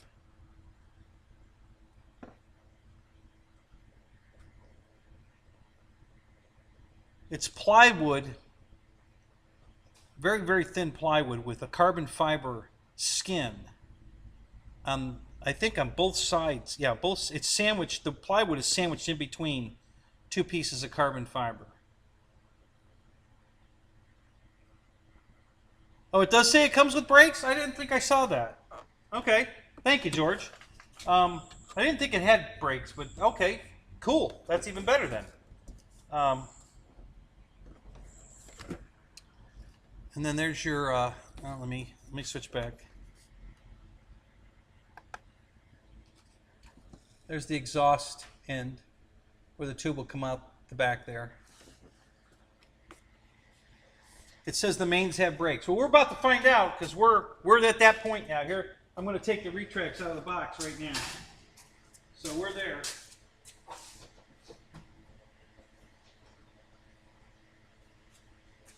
We are there. So let's get a good look and see what the hell. So you can see these boxes in the box here. You see these 3 boxes down here? They actually glued them into the box. So they're not coming out because they're glued in. They're not taped in, they're glued in. So, you gotta just rip the cardboard apart to get them out. So what is this? This is the, what does it say, brake controller? Controller box, okay. So here's the controller.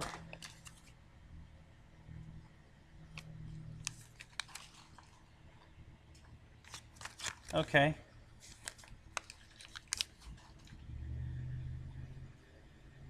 All right, George. You know these things. What am I looking at? Is this the turbine controller, or is this the brakes and what are we looking at here?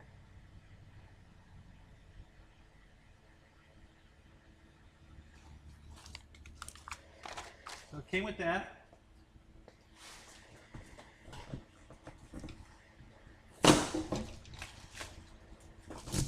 Here's some more bits it comes with. Here's all the hardware, screws.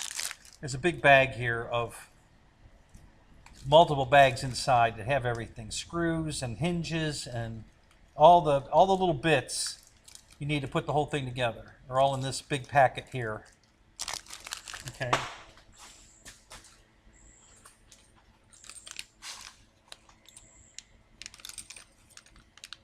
There's the clunk for the fuel. These are all the parts for the fuel tank. Right here. There's a clunk in there and where the hoses go through. There's the brass tubing. So that's all in there. Yeah, that's what I figured, George. It's gonna but is this an ECU for the same thing? Like redundancy here? They're sending one that you're not gonna end up using because the turbine's gonna come with one. The flux capacitor. That's it, Jeff.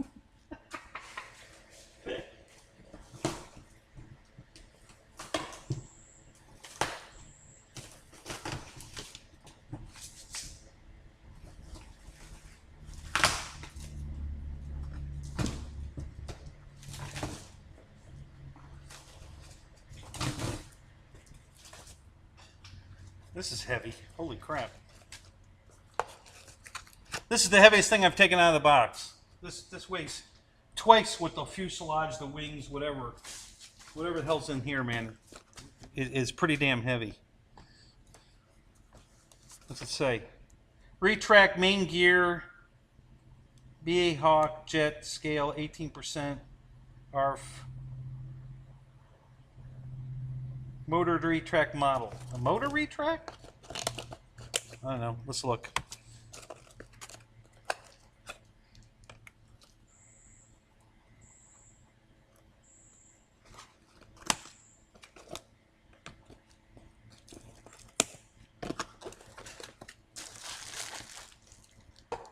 Wow.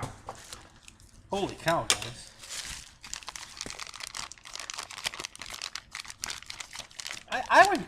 This weighs like 2 pounds. Holy crap, is this stuff heavy. You know, I read on some forum or something. Oh, that is the gear controller. Okay, thank you, George. That the landing gear on this was weak. I don't think so. Holy shit. So I got JST plugs. I don't know exactly what they must plug into the brakes.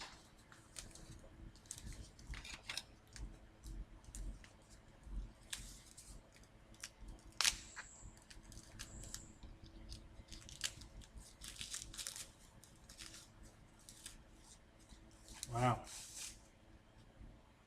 Yep, there are brakes on the mains. No kidding. Look at that. I could have sworn it didn't say it had brakes, but it obviously does. So, great. That's great news. Cool. All right, so this is all aluminum, guys. Look at the workmanship in this. This is all heavy-duty aluminum. Here's the wheel, ball bearing wheel.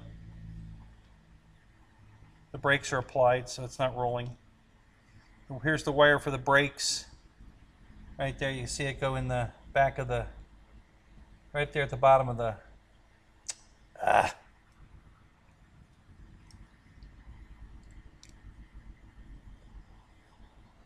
See, it goes in the bottom right there, underneath where the bearing. That's for the brakes. And then this wire here's for this big motor here. That big round motor that runs the gear up and down. This is heavy. God damn, that's heavy. I'm not even going to open the other one. You know what it looks like. This must be the nose gear.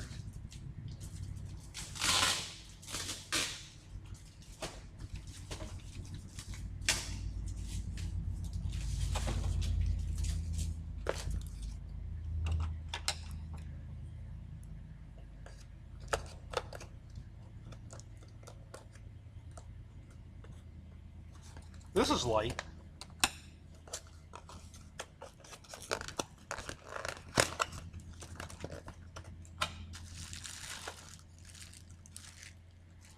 Yeah, this is the nose gear.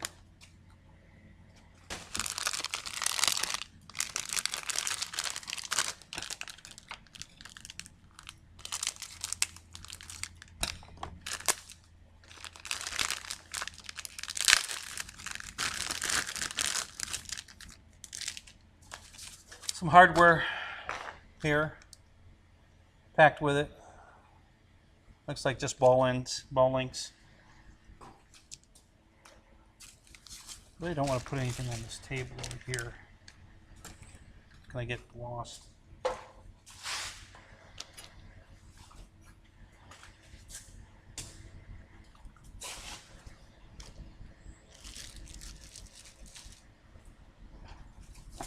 Oh, I left that hatch off. That weighs nothing. Holy crap, that big hatch, I bet it doesn't weigh a gram. Yeah, I mean, it weighs nothing. A piece of foam, Dollar Tree foam board weighs more than that. If you cut a piece of Dollar Tree foam board that size, it's heavier than that. That weighs absolutely nothing.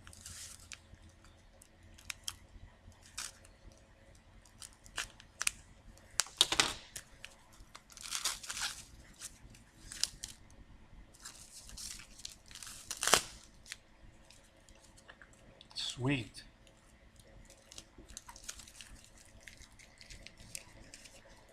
So look at that. The steering servo mount is right there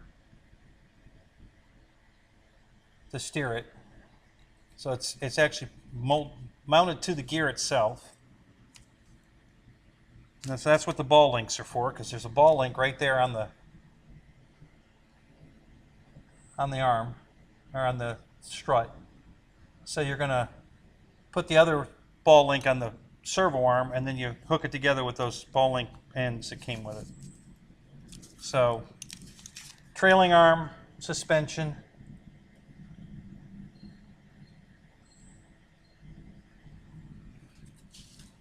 Very nice.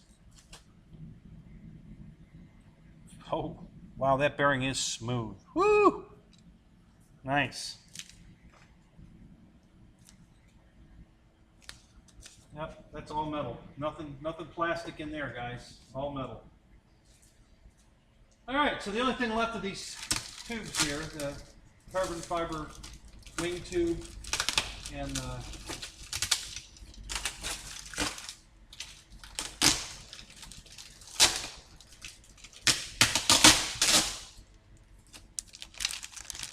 there's two smaller tubes in here.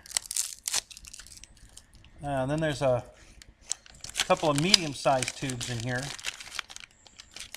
and then there's the big tube. So there's the big tube.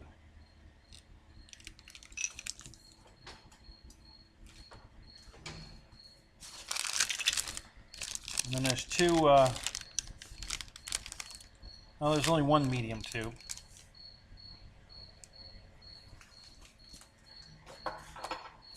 And then there's a bunch of these little tubes.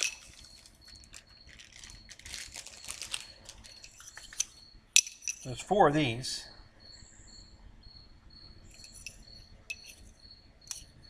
These are all carbon fiber. Or maybe they're not carbon fiber. What's the other thing? Shit, I'm drawing a blank right now. Is Fred here? Fred! Fred! What's up, Fred?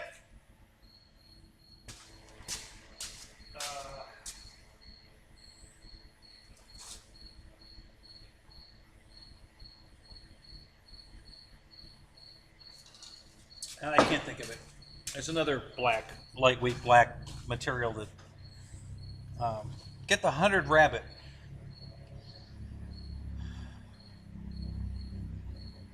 Quinn, what's up? How you doing, man?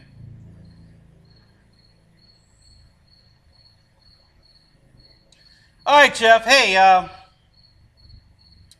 give me a call tomorrow, Jeff. I need to talk to you. I have a proposal for you. So, yeah, give me a call sometime tomorrow. I'm off all day tomorrow, so whenever. Call me from the field.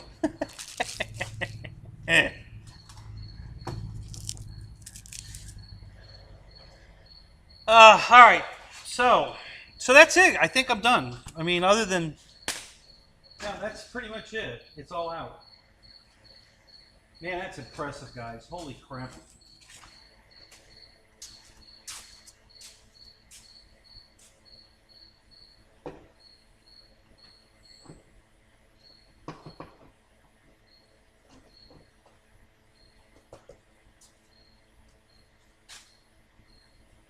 All right, let's see if we can. I don't know. This is probably not going to work. Let me see if I can get this box, empty box off the table. We can do a little shenanigans here.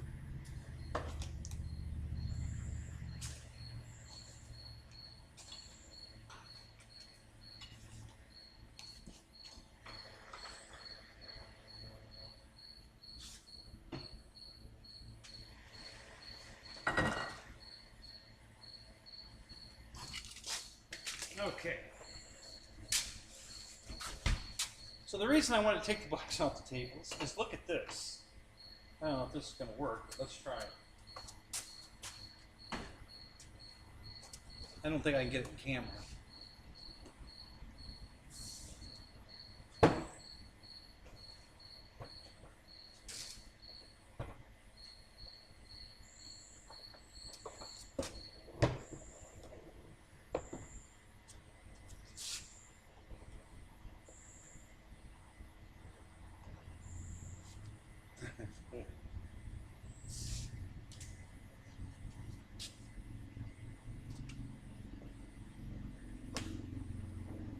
There we go.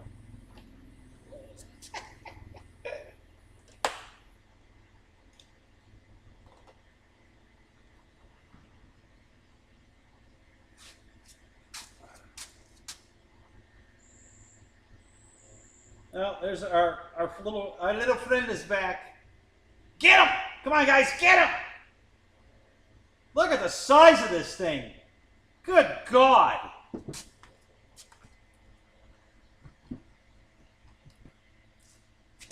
It's taller than me. That's on the floor. It's taller than me. Holy shit. Wow.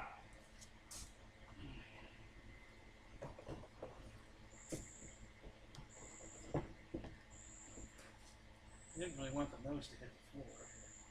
It looks like it's okay. Yeah, it's perfect. Okay, good. All right. So.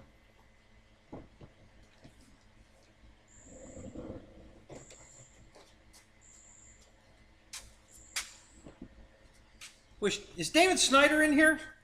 He's not in here, is he? Yes, it's a Phoenix model, Quinn. Yep, sure is. Sure is.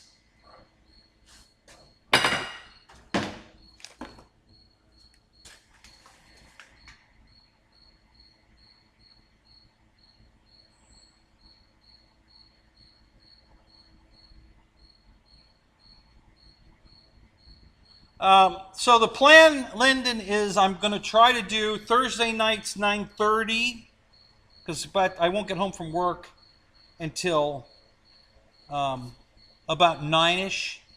So I'm going to try to go live on Thursday nights at 9:30.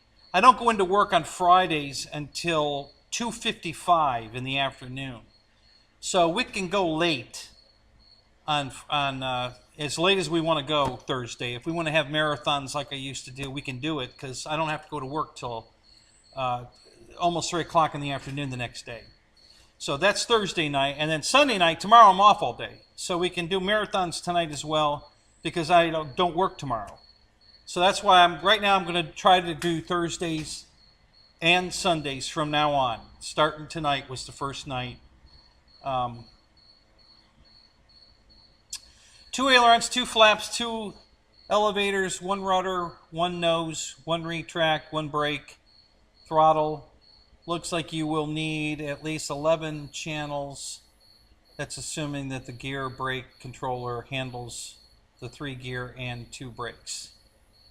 Thank you, George. The only thing I have left, let me go get, I got another box, the servos. I bought a whole shitload of servos to operate this.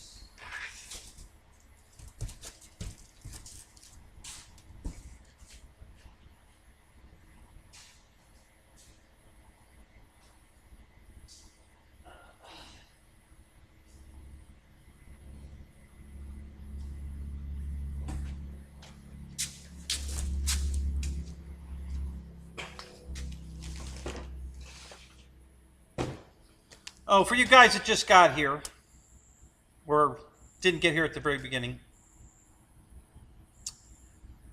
what you're looking at is the front of the building. Okay? So, what the hell happened to my picture here? Is that... Oh, it just slid over. Okay, it's right. Now you scared me here. I thought all night you guys were looking at half a picture, but you're not. It just slid over. Yeah, there we go. Okay, so you can see the man door there, and then that's the garage door there. So we're looking at the front of the building.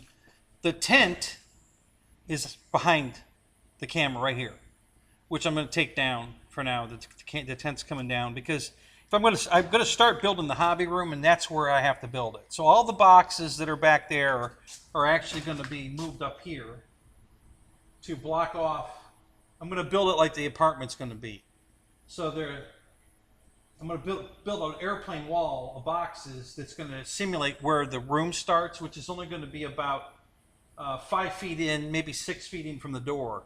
So when you walk through the door, you can only move in 6 feet before you run into the apartment, when I build the apartment. So I'm going to put the cardboard boxes, the airplane boxes there, and build a wall. And the tent's coming down, and then that'll empty that whole area behind me, so I can start working on the actual hobby room.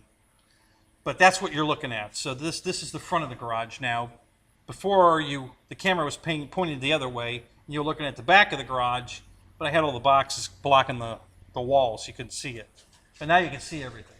So that's what you're looking at. And then this, hang on, from this camera. Uh-oh. Oh. So you get a little better view of a little wider. So you can see oh yeah, that's the entry door, the man door right there. And then this area here, that's the big garage door, 12 by 12 garage door. And that's my wooden table I found on the side of the road, brought home. And the leaves for the table are,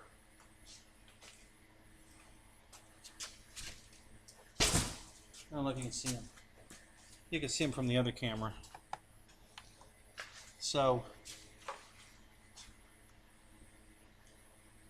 those standing right there are the 2 leaves that go in the table that makes the table like 12 feet long.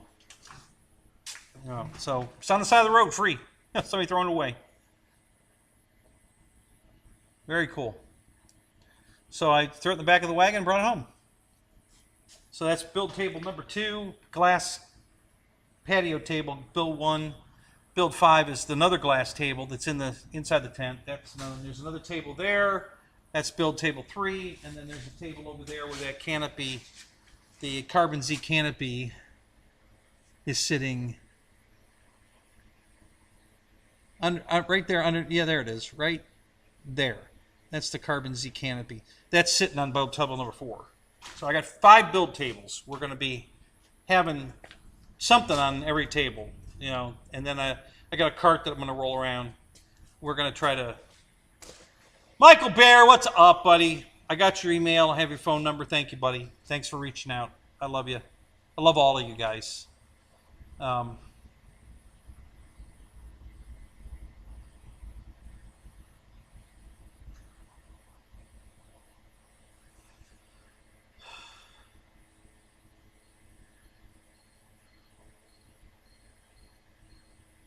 The cops just left. Yeah, yes.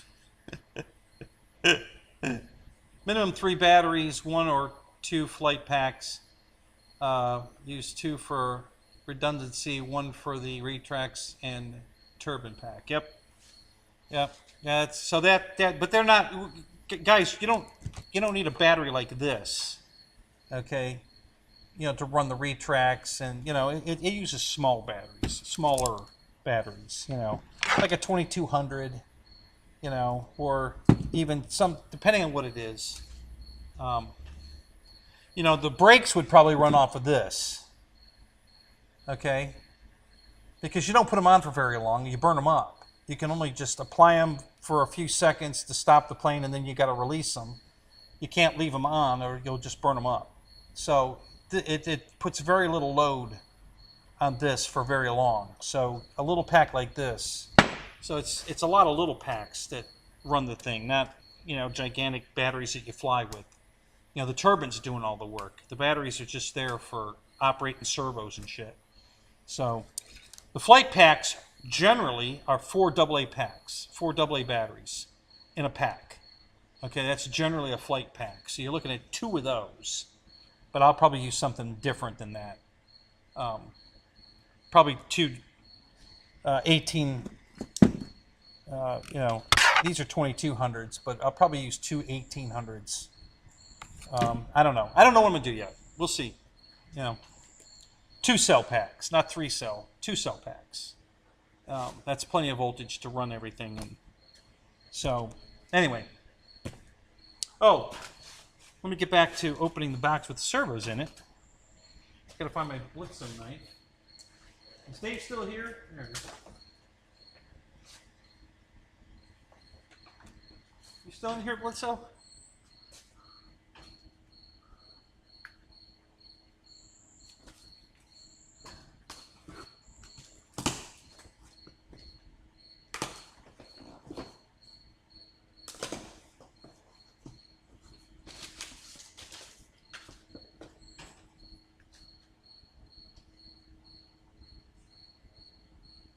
So I ordered 8 of these servos. And what they are,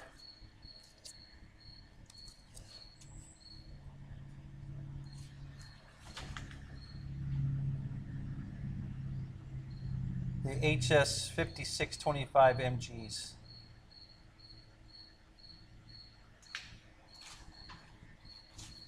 Yeah, guys, besides, you know, I checked with George. Yeah, you know, I called George before I bought this. You know, we talked. So I think these servos are more than adequate to fly this plane. They're high tech, so they're pretty good quality. They're high torque, high digital. It says here digital super torque is what it says on the right on the box. So so that's what I bought to fly it. It should be fine. My steering servo, I'm sure I have a servo around here from other airplanes that will work for the steering and the nose gear, so that's not an issue. Have I got any free deals? Yes, Mike. I'm glad you asked. But it's not an airplane.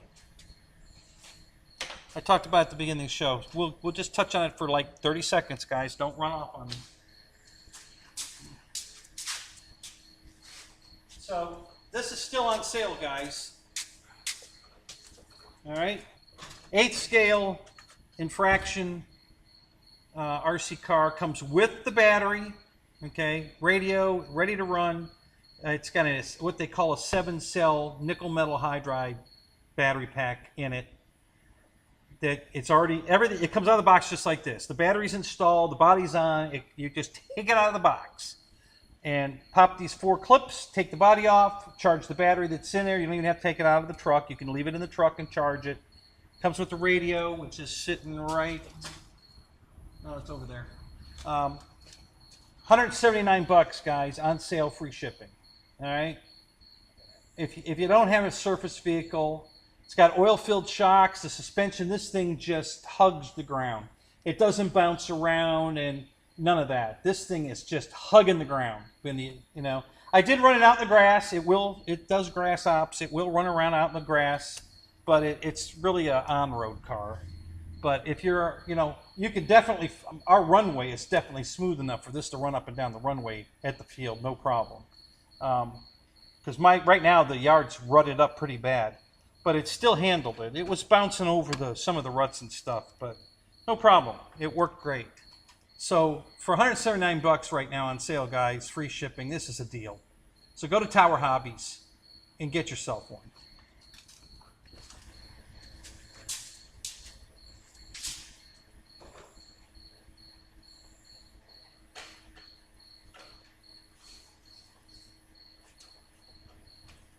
Now this is the other one that I had George Watts get that was on sale for $99 at Christmas. I think it's still on sale for $99, or it was recently. This is the Granite Voltage, 2-wheel drive, 10 scale, off-road. Again, $99, guys, you can't beat it. If it's not $99, just wait till Christmas. It'll be on sale for $99 or $89 even. Another great buy if you want to get in surface cheap and have some fun. Now, none of these things are rocket ships. They're not going to do 80 miles an hour. They do maybe 30. But at that speed, you're not going to break it. You run it into a tree, you run it into the curb, it'll bounce off and keep going. You won't break it. At 60, 80 miles an hour, you're going to have carnage. So, and then when you have carnage, it costs money to fix it. And I don't want to fix it. I don't want to break it. So I'm perfectly fine leaving it at the stock speed. Oh, did you finally get them out, George, and run them? Did you play with them?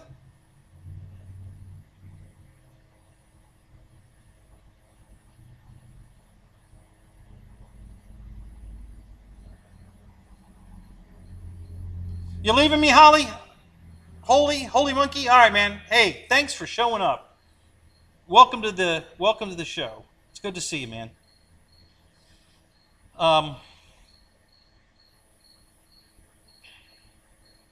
Yep, he had how did you do? Did you have a blast too? I'm sure you were running one too. You got 2 of them.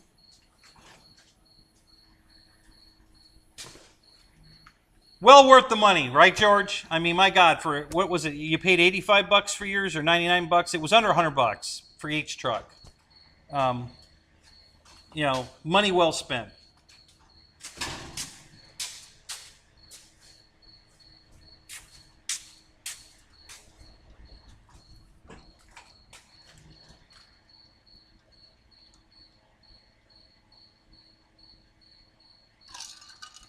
Listen, these guys, these things are pretty watertight.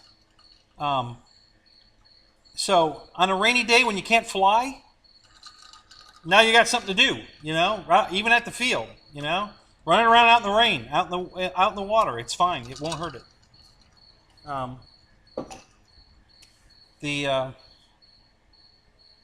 Too windy to fly. You know, some of you guys complain it's too windy. You don't want to. Well, not too windy for an RC truck. You know, so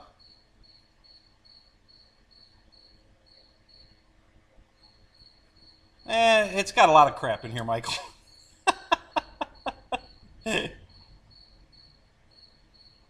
Yeah, especially for a 4-year-old. Yeah, so yeah. How old are you, George, when you're playing with the truck, huh? You revert back to a 4-year-old. So, yeah, so on a windy day, it's too windy to fly, guys, RC truck. You know, these 2 particular trucks I bought because they're cheap. You know, $100 for the one, $179 for the other one. It's bigger, it's an 8 scale, it's got oil-filled shocks. I mean, it's a really nice piece. And at those prices, guys, you can't go wrong. Get one.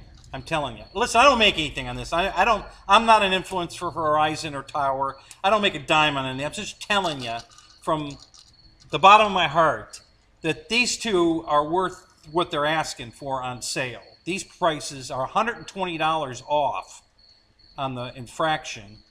And I think it's only about 20 or $30 off on the Granite.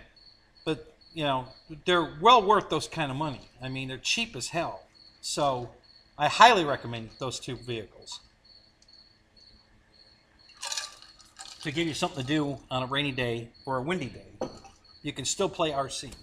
That's why I have RC everything, because I always want to do something RC. So I have the little tiny, doofy, stupid helicopters you can fly indoors, you know, and I have, I think my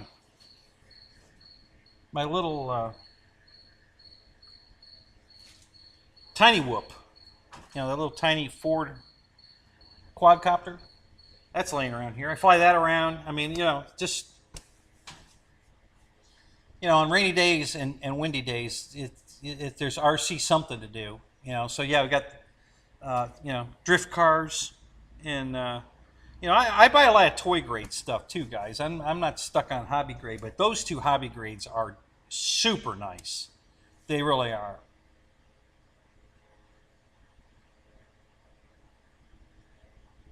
Yeah. Well, Bert, you know, Ken Bird, I don't know what.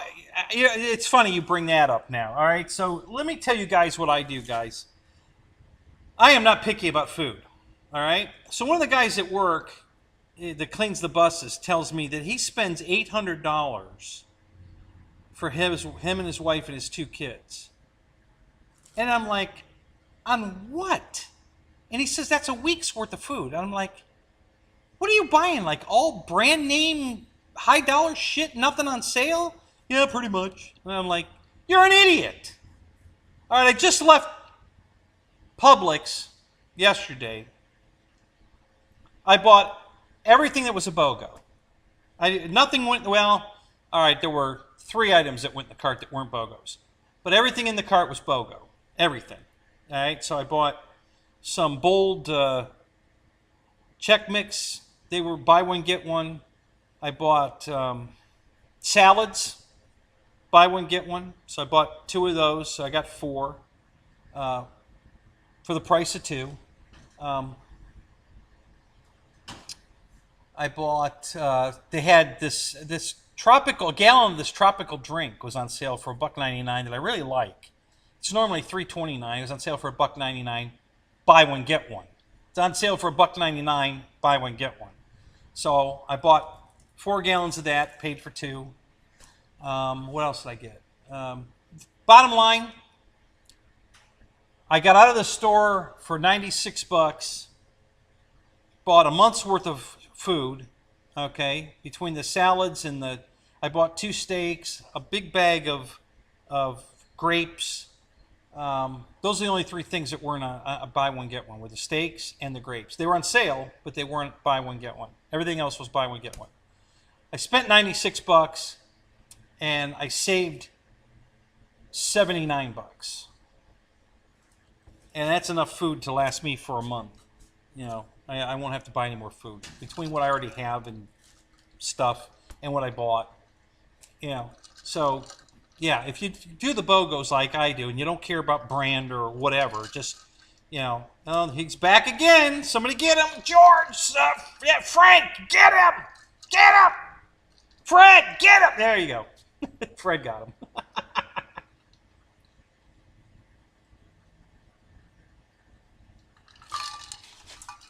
So yeah, so that's how I shop, guys. I don't brand name nothing. I don't give a crap.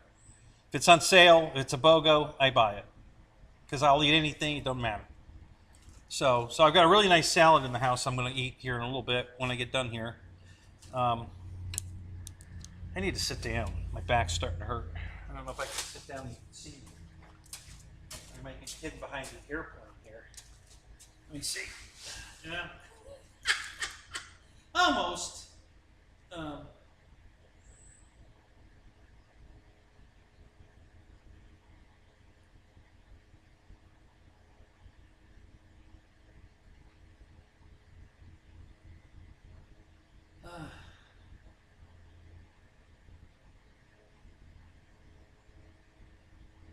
How do you block the?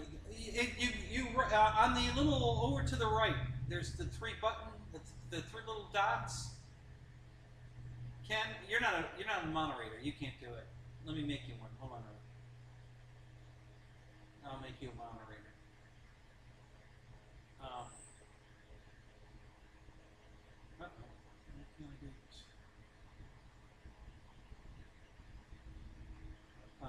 Do this. No? That's not it. What's going on here? Oh, there we go.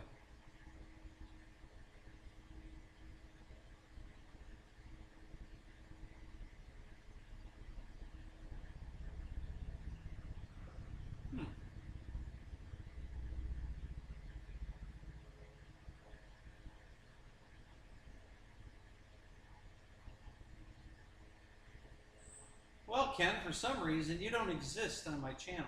I don't know what's going on. Why can't I can't click on you for some reason. I don't know why. That's really weird. I can bring the 3 dots up on everybody else, but I can't bring them up on you. I have no idea why. Yeah, let me try this. Oh, I know why. Alright, I gotta go back up there. Hang on. There we go. Yeah, there you go. I can do it here. So the reason I couldn't click on you, Ken, is because you used asshole in the text Nazis caught you. Can you believe that shit? So I okayed your statement to show, but it didn't give me permission to make you a moderator. So I have to go find you on the list here somewhere else to do it. That's funny. That's hilarious. All right. So anyway, what the hell's going on now? My slide rule went away. God damn, this thing's being temperamental tonight. What's going on?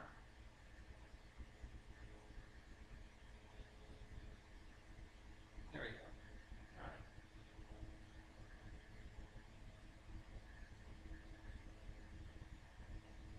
Well, that's really weird. Oh, there it is. Okay.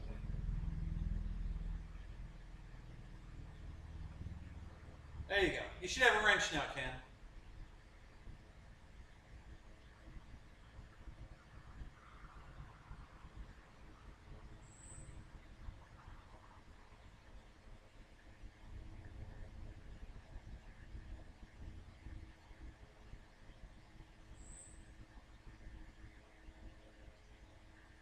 So, Paul, this is the BA Hawk from Phoenix Models, sold through Tower Hobbies, and it's all plywood, balsa wood, carbon fiber construction. No foam. It's all hardwood and carbon fiber. It's been on sale a couple times, and it was on sale for 20% off or something. So I ended up paying like $800 for the jet. It's normally over $1,000. And then I bought the servos I needed to fly it on sale also. So with the servos and the plane together, I'm under $1,000. And it came with everything you need but the turbine. It's got the retracts, it's got brakes, it's got a controller for the brakes, it's got the pipe. Here's the pipe for the exhaust. The heat tube is right here. It came with the gas tanks here. It came with everything you need but the turbine and the turbine controller and the servos. But I bought the servos. So again, with the servos and the plane complete, I'm under $1,000 for a turbine-ready airplane, and that's why I bought it. Phoenix Models, it's pretty cool, pretty good quality, and this is really well done. It's beautiful. I'm very happy with it. I think it'll fly fantastic. It looks fantastic. It's the fuselage standing on the floor is 6 foot long, at least. The wings are, I don't know what the wingspan is, but it's pretty. You know what I didn't see? I'm sure they're in one of these packages. Are the lens covers for the wingtip lights. I didn't see the lens covers in here, but I'm sure they're in here somewhere. Probably that bag with the hardware.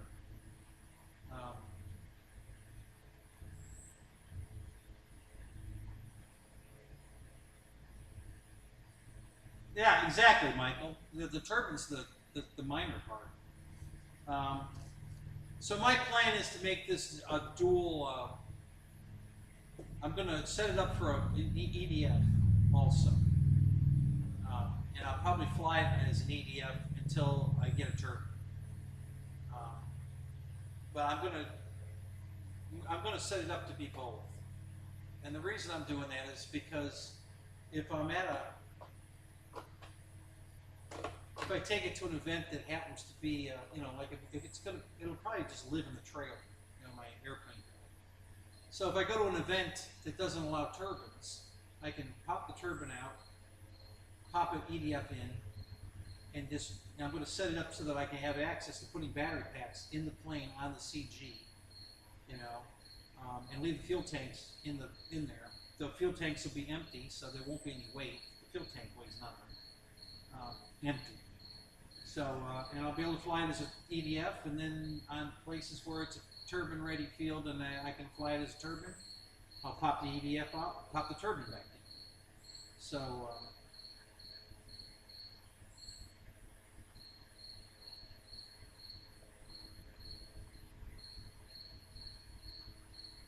right, yeah, well, I'm not gonna, it won't be a dual EDF, it'll be a single EDF, but yeah, the EDF is not an expensive, and I have EDFs laying around here that's out of other planes. So,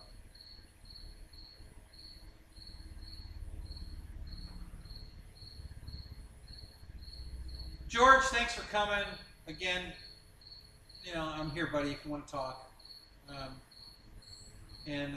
Thanks for coming. Keep your chin up, buddy.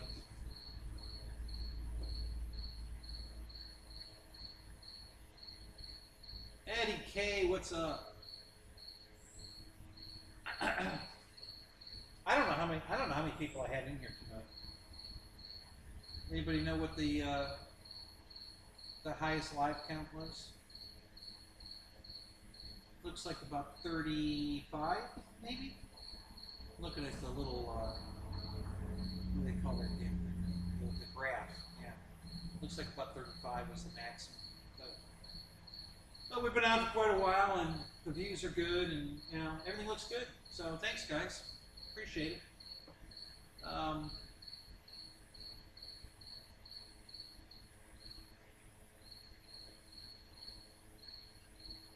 Yeah, so several fields are like that. The field I fly at is turbine friendly, and you don't have to even have the waiver.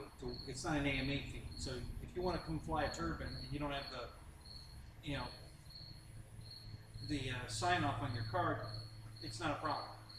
So I'll be flying mine there until I get signed off. And there's several guys that fly turbines out there that all know I can fly, so I'm not going to have any trouble getting signed off. And then if I go to Jet Jam or someplace, wherever, that's flying turbines, I can fly them. And if I go someplace that doesn't allow it, I'll just put the EDF in and fly it. So I'll have to experiment with what size EDF I'm going to put in it. I thought I might be able to get away with an 80, but now that I'm looking at this, it's probably light enough. I think it would work on a paved runway where I can get a good roll, because once it's in the air, it'll definitely fly. But getting it in the air might be tricky. Definitely on a grass field. I don't know if an 80 would be enough to get this in the air on a grass field. It's not heavy, guys. I got to tell you, the heaviest thing is the landing gear. So I would guess, I don't know. It probably says in the thing with the flying weight. I think it was 14 pounds. I think is the flying weight. My 1700 Mustang is 11 pounds. Okay, and it flies on a single 6S. It's not a turbine or an EDF, but still, you know, that plane's 11 freaking pounds. So I don't know. We'll see.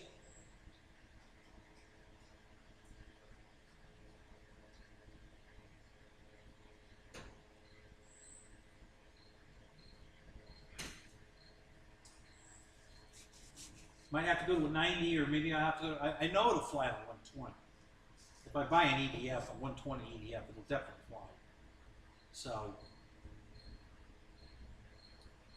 I'm going to try to get away with something smaller. But if I have to go to that to fly it, that's what I'll do. Not a big deal.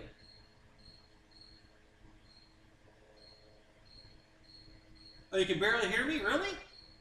Really? Wow, that's interesting. As loudmouth as I am? I think I know why. Let's see if this helps. Let me move this.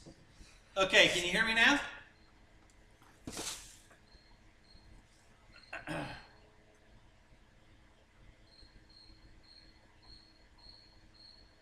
See, that box was right in the way of the microphone on the laptop, I think. So I think you could probably hear me now. Hang on. I can tell if you can or not. Let me look at my... yeah. Oh, yeah, you should be able to hear me fine now. Yeah, I'm watching my little graph now, and I can see it's moving good. So, yeah, the box was blocking it. So I moved the box. We're good. Oh, that's funny. So any requests? You want to see anything, or what do you want to talk about? You know, you got questions about this or anything else? Let me know. It's been a good night. I enjoyed the unboxings, guys. I really did. I've been dying to take these two airplanes out of the box, and now I'm glad I did. I'm not so happy with my yak. I hope Stuart's going to take care of this for me. But I'm very happy with this. This Hawk is cool. Very, very cool. I don't know if I have to glue the nose on or if it bolts on. Let me take a look and see if I can tell.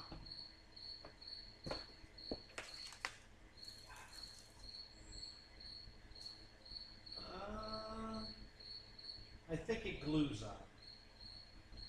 That's what those 4 carbon fiber tubes are. Because I see where they go in here. So those 4 tubes are what holds this nose on the plane, and it's obviously you have to glue it. So yeah, I'm going to have to glue the nose on, but that's all right. No big deal.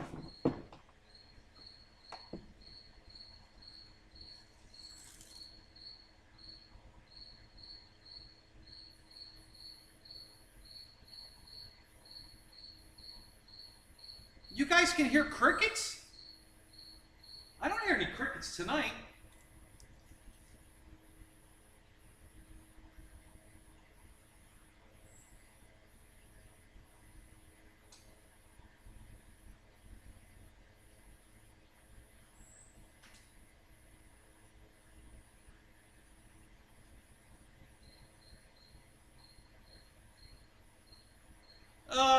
No, I didn't see that, Mike, but yeah, thanks.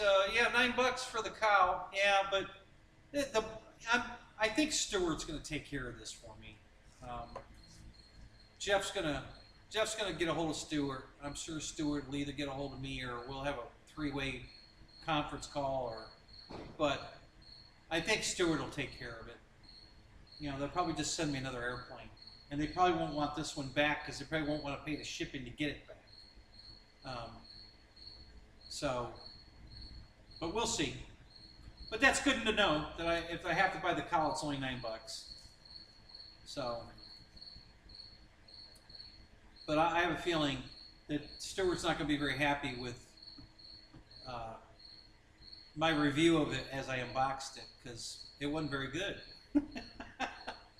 There was a lot of touch-up paint on it, where you could tell where they airbrushed it in to fix things, and there's a lot of damage, you know, hangar rash damage on a brand new airplane. It shouldn't be there.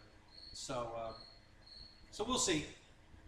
I'm not in any big hurry. We'll wait and see what Stuart has to say before I do anything. I put it back in the box in case they want me to ship it back, but I don't think they will. There's nothing in there that isn't damaged that they could like sell as parts to somebody. If they shipped anything that's in that box out to somebody, they're going to get it back because they ain't going to be happy with it. Every piece in it's damaged. You know, some of the damage ain't very bad, but still. if you ordered a brand new replacement part, you wouldn't want to get a damaged one. So there's really nothing usable in the box. They couldn't sell any of it. It's, well, maybe the canopy, but yeah. So we'll see. But thank you. Appreciate the heads up on that. Yeah, I did see Tug Hill earlier. I didn't see that post though.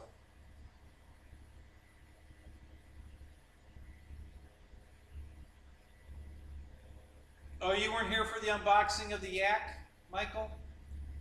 Yeah, when I took it out of the box, it was,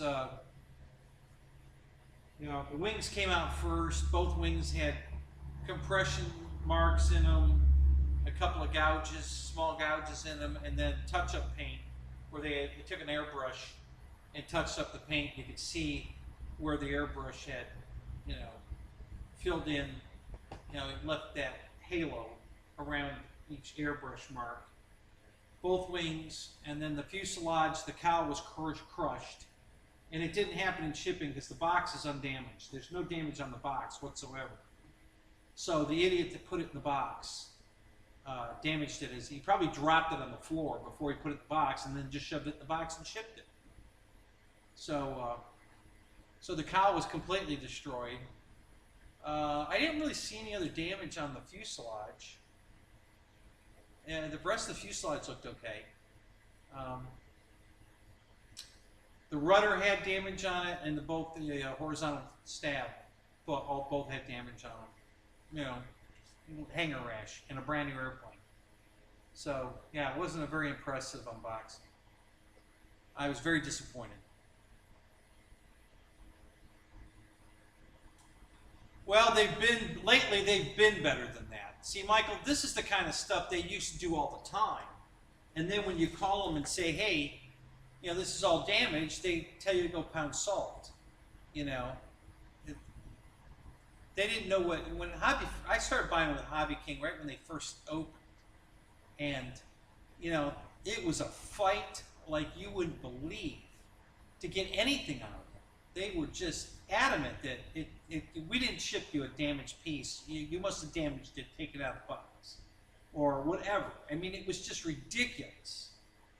And that's why I stopped buying from Hobby King. I hadn't bought from them for like 5 years because I was just tired of the bullshit. I was tired of fighting with them. Every time I got something from them, it was damaged. The bad servos, you know, every single thing I got from there was damaged. Everything. It was ridiculous. But then, you know, about, I don't know, I've been buying from them like a couple years now. I saw a couple of deals I bought that were really nice when I got them. I'm pretty happy with those first selections. And then recently I bought 3 of the Avro Lancasters, and I love that little airplane. That's beautiful. It's a really nicely done airplane. The paint's on it's nice. The build's nice. It flies great. It's a really great little flyer. I think I got 8 minutes on a 2200 3-set. 4 motors running. 4. And you can cruise it around for 8 minutes on a 2200 3-set. I couldn't believe it. So, so I was really happy with that. And then I bought the C-130 that they just came out with, you know, the 2 paint schemes, the commercial airline paint scheme, and then the Coast Guard.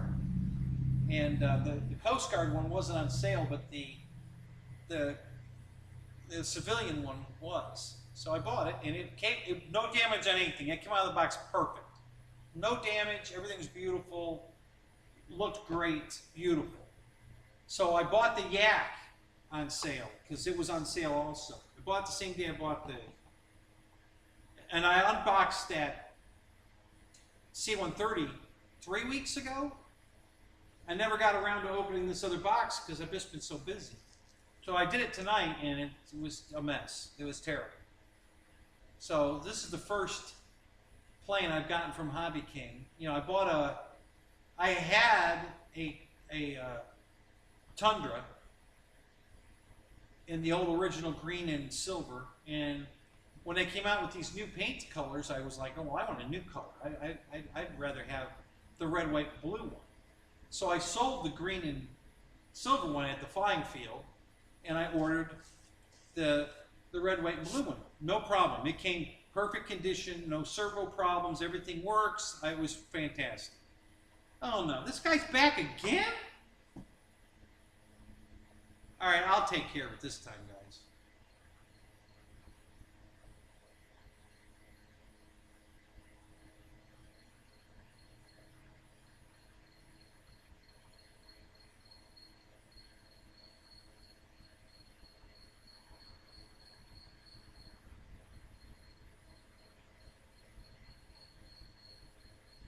So, yes, I didn't have any problem with the Tundra when I bought it. Been flying the crap out of it. Wonderful airplane. Looks great, flies great. A lot of fun to fly. I especially like the reverse. It's kind of fun. I bought these little TTX Cessnas that look like SR-22. Bought 2 of those. Super nice airplanes. Yeah, so I've been having good luck with Hobby King. Right up until tonight, when I took the yak out of the box. And then this yak is a mess. Very disappointed in the yak. But again, I think Stuart will take care of it. At least he says he did. You know, I watched his shows when he's been on Jeff's show, and I like Stuart. I've always liked Stuart. Stuart was one of the reasons I started buying from Hobby King. I was very disappointed when Stuart went to Motion. He wasn't the same guy at Motion. I don't know if Motion told him they wanted him to act a certain way or what, but he wasn't the same guy. And so he left Motion, went back to Hobby King. I'm glad he did. I think he works well with Hobby King. And that's why I bought the Hobby King planes, because of Stuart. So,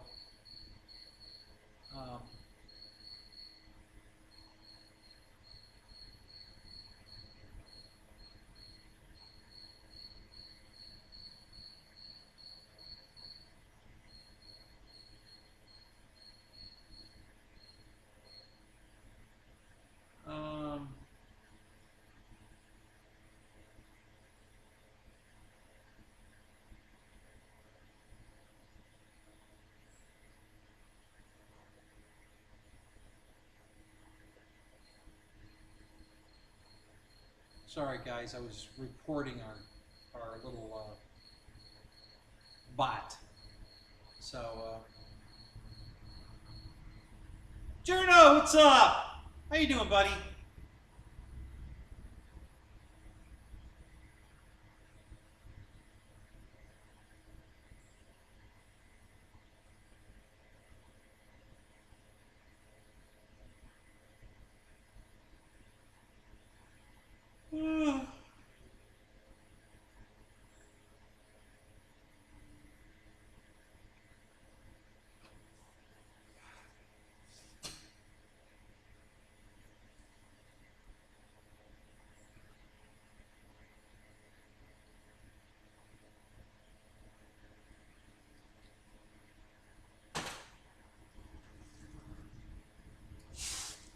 So nobody's got any questions or anything? Everything's cool? You guys are all doing well?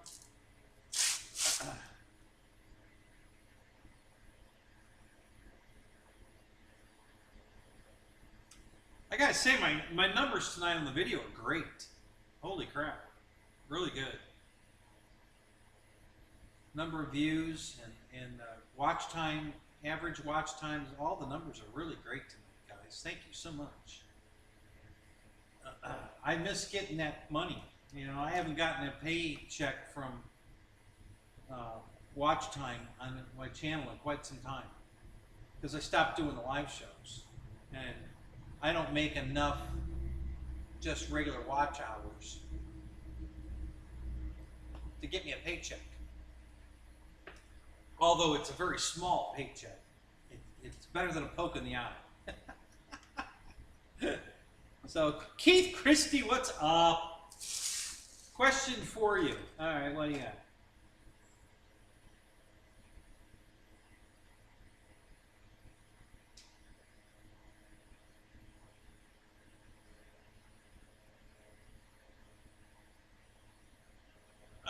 Yeah, floor blade prop, you broke, you know, one blade, so you break the other blade off and then rebalance it. It should be faster, less resistance drag-wise. So your top speed should go up slightly. Your takeoff torque will go down slightly, but it'll work. I've done that plenty of times, Keith. I've got plenty of props that I've broken, and then I just go ahead and break the other side off the match, rebalance it, and fly it anyway. So yeah, but a two-bladed prop is more efficient than a three-bladed prop, so it should be faster. You aren't going to see a big difference, but it'll fly the plane just fine.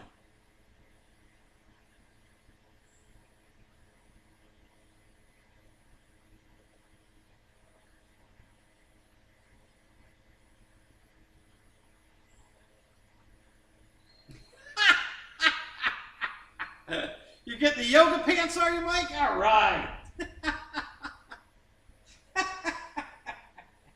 Listen, I just put the yoga pants out there because I thought my symbol, you know, my logo looked really cool on the pants. So, because I was playing around with all that shit. Yeah, you guys have no idea how many hours I spent on that website designing that logo and then putting it on every product and seeing how it fit and where to put it, and how to put it, and I'm still not happy. I'm going to change a couple.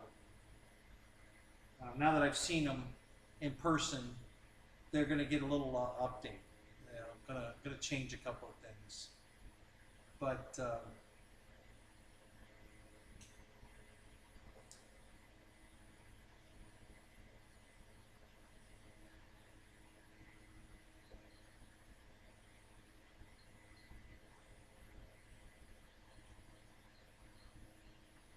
yeah, I bought the Old Crow Freewind Old Crow from Motion RC, and it comes either way. It comes with a two-bladed prop, but they make a four-bladed prop for it. It's much faster on the two-bladed prop, and when it's spinning, you know, who can tell? You know, it's a P51. Who cares? So I never opted for the four-blade. I just left the two-blade that we came with on it and flew it all that time with that. So, and it was pretty fast. You know, the two-bladed prop's pretty quick. The four-bladed 1700 FMS does about 70, I think it was about 74 mile an hour. This thing's faster. I'd say it's probably doing about 84. I bet it's 10 miles an hour faster. So yeah, I'll bet the two-bladed prop on the Old Crows, you're looking at about 84, 85, 6 miles an hour. You know, so.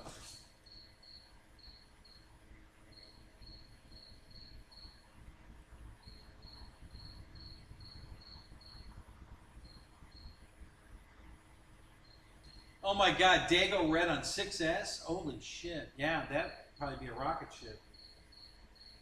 So I have the old version of Dago Red. I have the purple Voodoo. It's right over there in the rack. I bought that years ago. It was, you know, it was 4S then. I don't know if they've changed it to 6S now, but you know, it was pretty damn fast back then at 4S. So at 6S, I'm sure it's a rocket ship. But yeah, I love that airplane.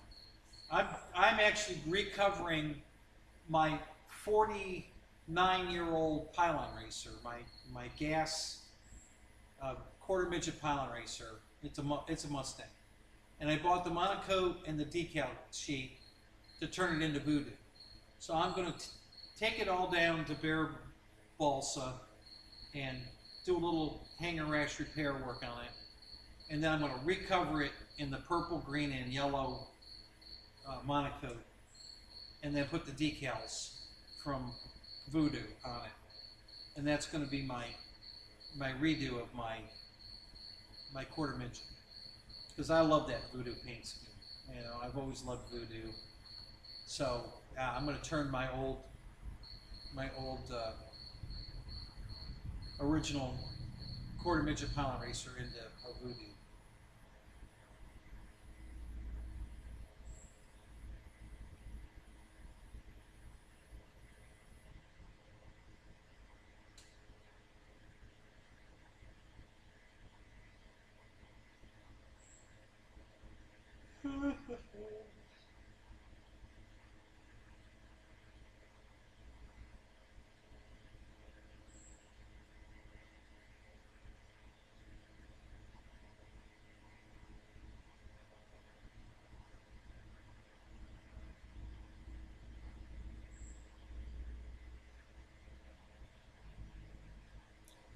Well, yeah, if you up the prop size, it's going to increase the amp draw for sure.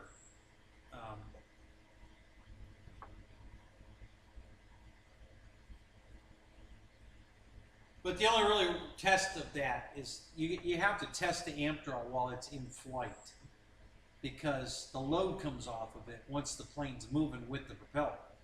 If you're holding the plane back, you're going to get a much heavier amp draw than if the plane's moving. So you really need the telemetry in the plane to see what your amp draw is in flight, because that's what you really want to know.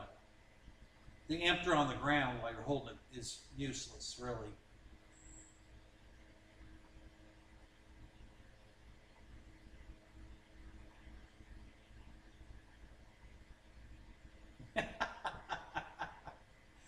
I still haven't. I still have a brand new V900 in the box. I haven't taken it out of the box yet. I gotta put that bitch together. I want to go fly that thing. I think they brought Voodoo back, Matt. When they came out with Dago Red and it was such a big success, I think they brought the Voodoo and what was the other one? Strega. I think they brought Voodoo and Strega back. I'm not positive of that, but I think they did. I was on a web page, and all four planes, they had pictured with Miss America too. I think they made the Miss America scheme now too. It's all the same airplane, just different paint schemes on it. But I think they even brought Miss America now, which I will buy that one. If they made a Miss America, I'm gonna buy it. I'm gonna tell you right now. I'm gonna go look right now.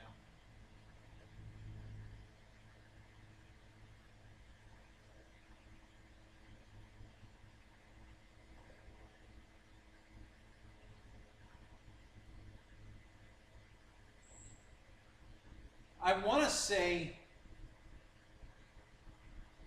there were 5 color schemes, I think. So there was Strega, Voodoo, Dago Red, Miss America. I think there's one more.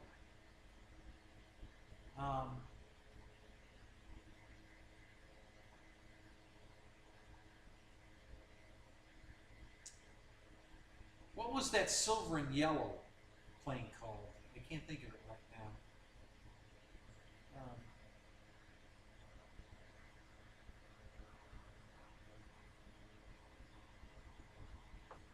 I wish I could think of it.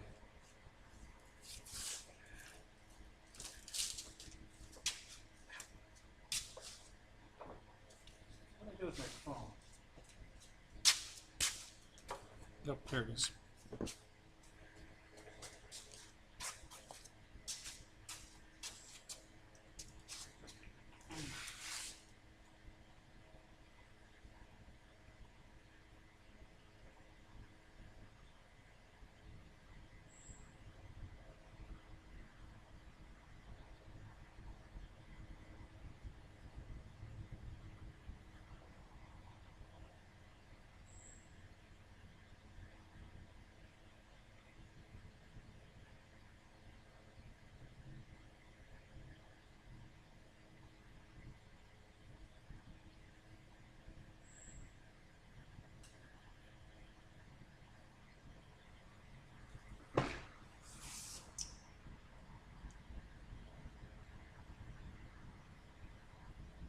Yeah, I bet they don't have that listed under Warbirds. I bet they have it listed under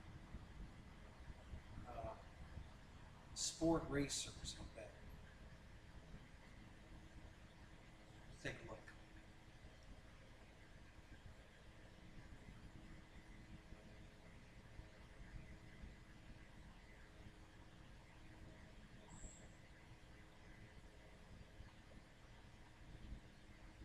Blue Thunder, that's it. Yeah, there is a Ford color scheme. So yeah, you can get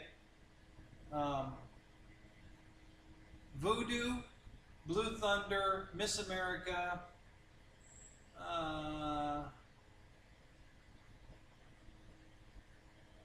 hang on. That's exciting. I'm gonna order Miss America. That's fucking cool as shit. I don't know who Blue Thunder is. I've never seen this plane before. It's something new.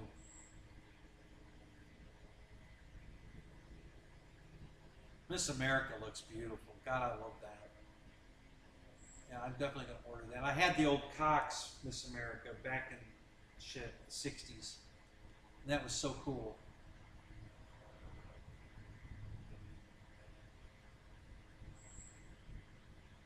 They didn't bring Strega back. I'm surprised. Instead, they've got Blue Thunder. So it looks like they only have 3 color schemes. I thought there were 4 because I thought Strega, and I knew there was another one, but yeah, Blue Thunder replaced Strega now. So you get Miss America. Well, the 4th one's Dago Red. So, but they have, I don't know why they have that listed separately. That's weird. I think they're the same price. Go back. Sorry guys, I can't see the chat at the moment. Yeah, they're the same price. Why would they put the other 3 together and then put Dago Red by itself? That's weird.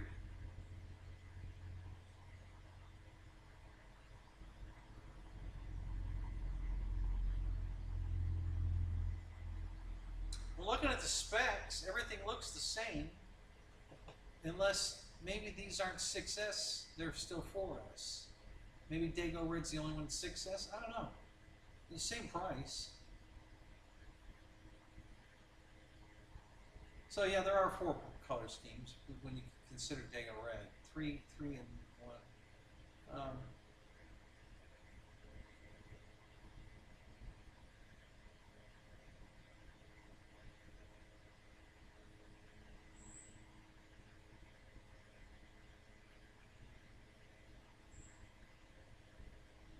No, I think these are all 6S. It comes with an EC5 plug.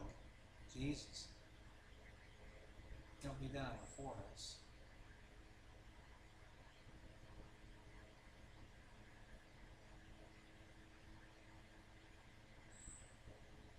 .900 kV motor.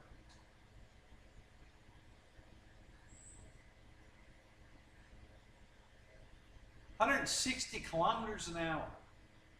Wow. I don't know what that is in miles per hour, but 160 kilometers an hour? Holy shit.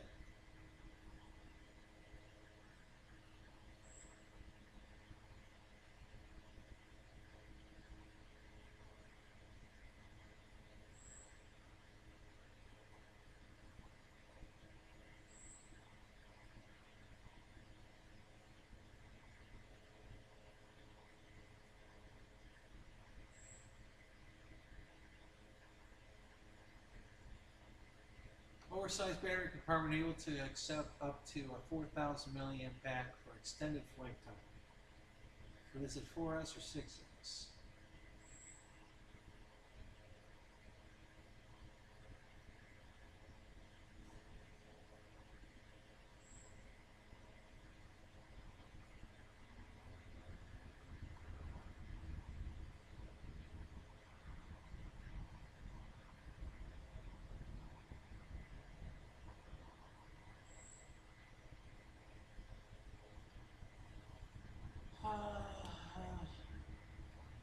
Doesn't say.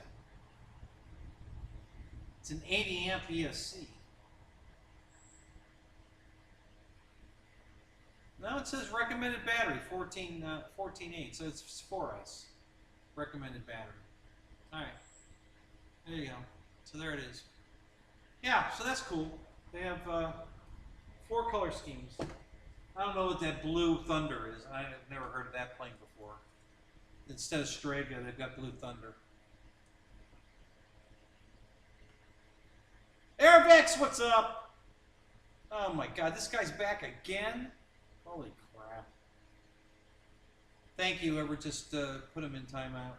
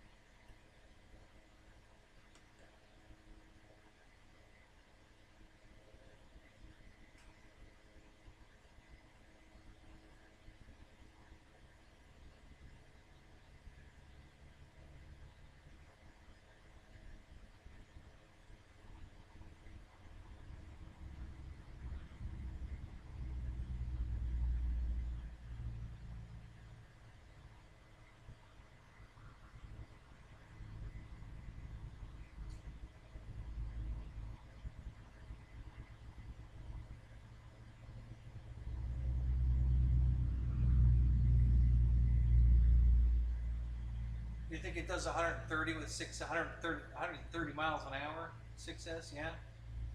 Yeah, that wouldn't surprise me.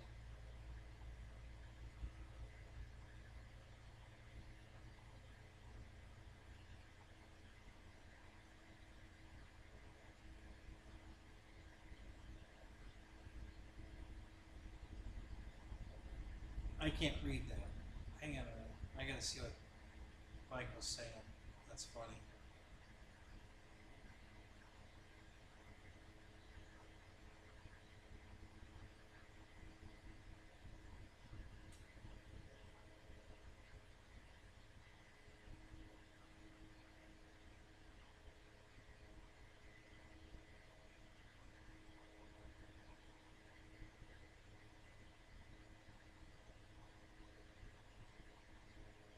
You're going on a date.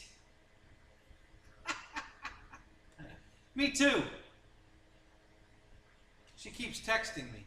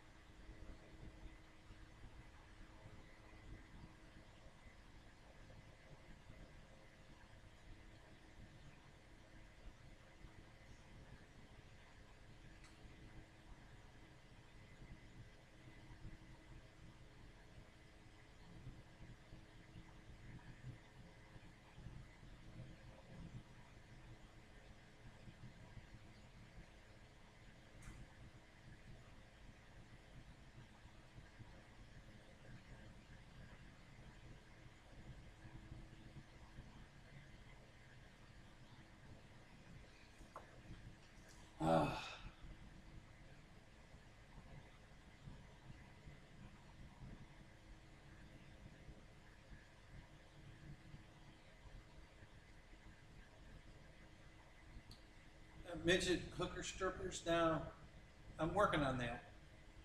Truly, I'm working on that. So there's a guy at the field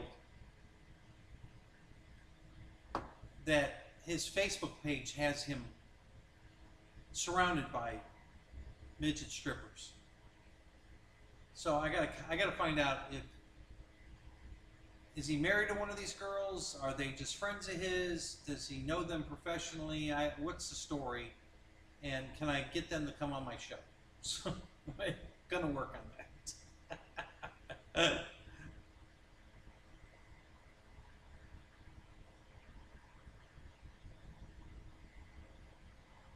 Thank you, Ken. Appreciate it. Yeah, I'm glad you're here. Glad to be back. I'm going to try to do this, like I said, Thursday nights and Sunday nights. We're going to try and see if I can keep it interesting, at least anyway. You know, tonight was kind of a big show with this turbine jet and the MiG, or not the MiG, but the Yak. I'm going to try to keep that up. I don't know.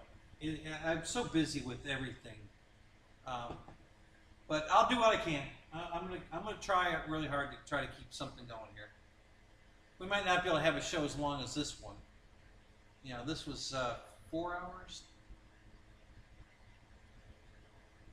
3 hours. Yeah, we've been on to 3 hours, so that's a good show. You know.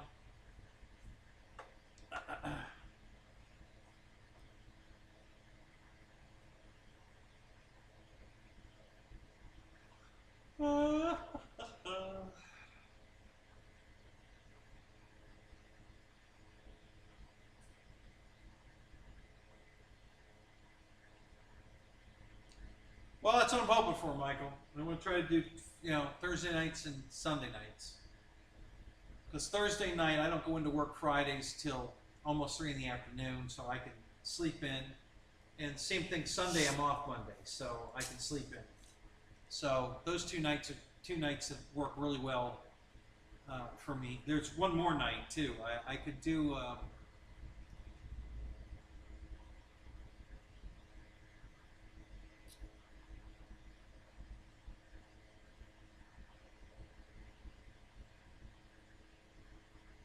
I think.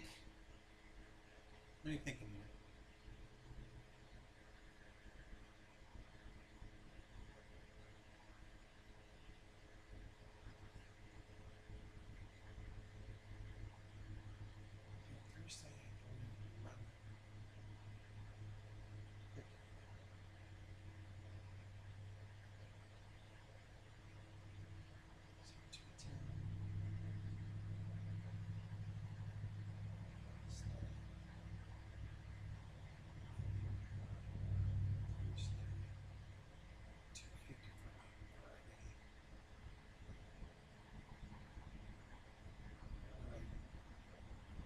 Tuesday night, I could go late. Because I don't go to work on Wednesday till 2:10 in the afternoon. So, yeah, so Tuesday night would be another night, too. I could do Tuesday, Thursday, and Sunday. So...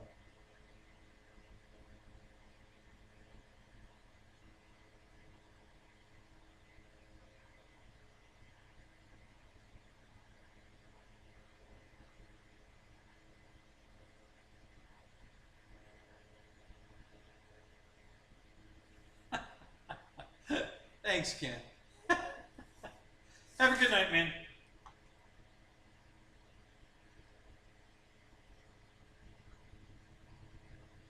Oh, golly.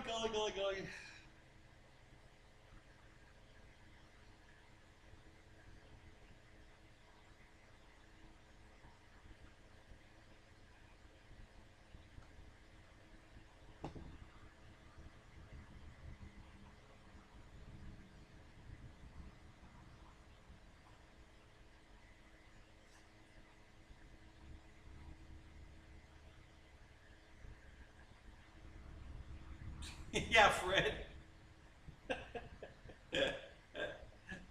Yeah, that's what I had to do. Yeah.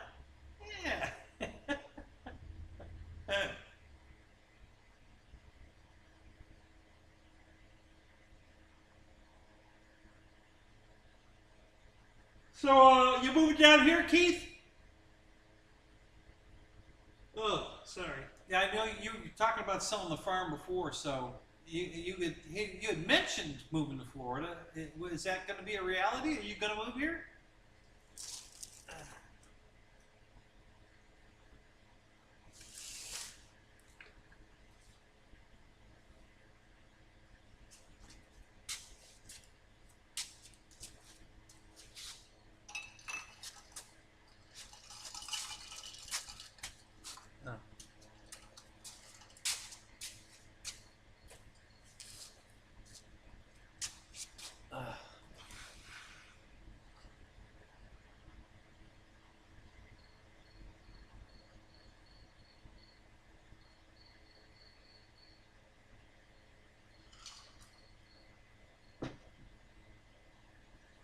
If it sells high enough, yeah.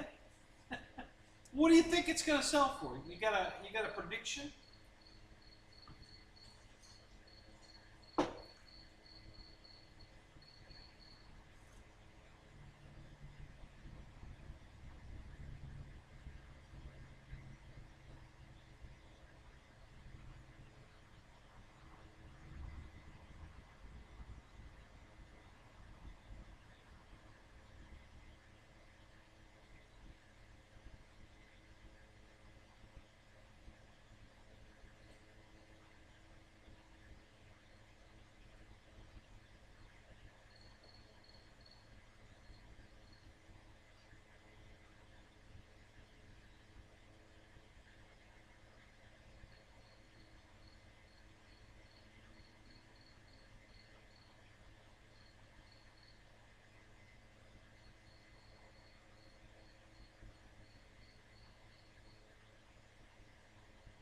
Yeah, God only knows what Bill Gates is up to. Holy shit.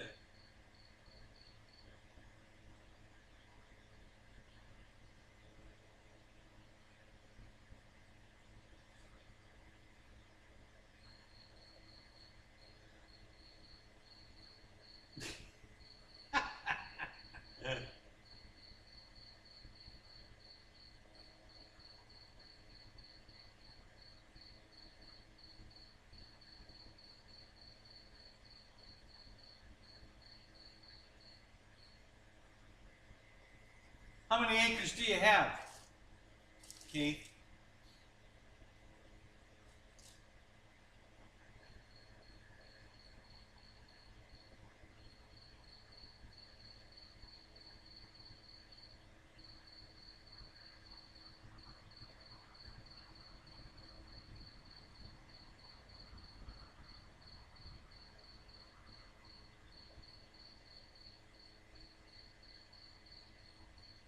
Oh, are they doing a B-25, Michael? What size is it going to be?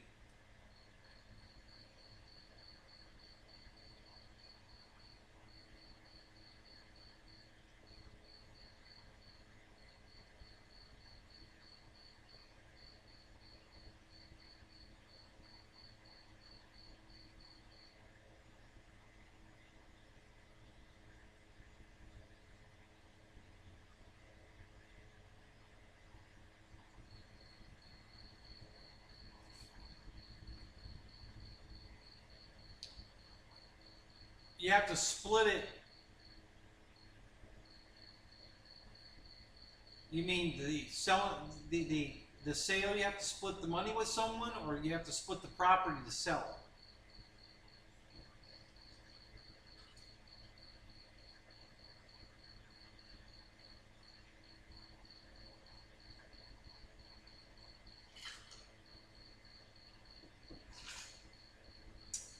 Yeah, but that won't stop you, Michael. You'll just take it down to Kinko's and tell them to blow it up 120% or whatever. You know, make it as big as you want.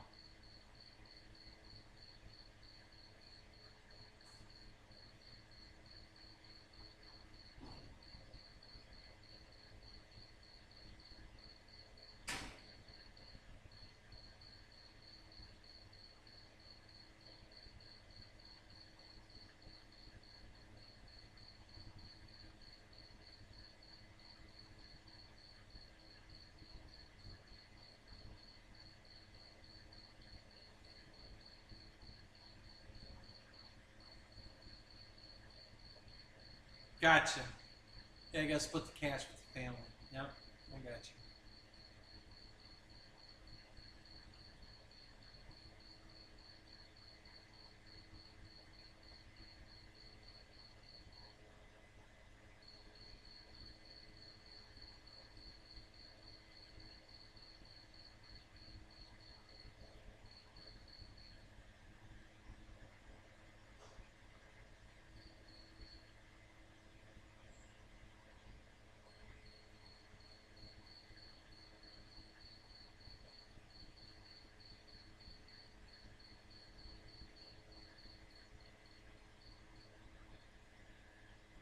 You didn't catch COVID again, did you, Fred?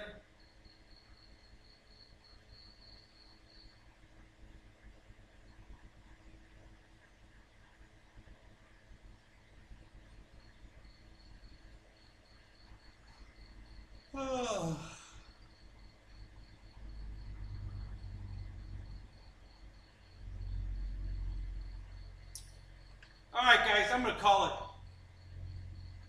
it. It's been fun, though. I'm glad you guys all showed up. Yeah, I appreciate you coming.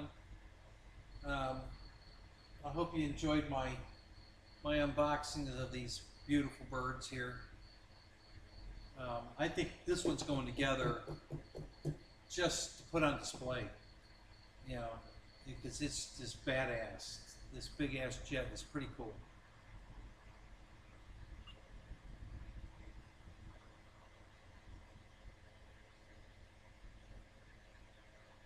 So you caught it again, did you? Son of a bitch. Yeah, I love my job, Mike. I do. I wish it paid more. I did find out, I think, well, I'm not going to say on here. But yes, I love my job. I enjoy driving the bus. Thank you, Keith. I like your little buses. I always love it when you put the little buses up. Thanks.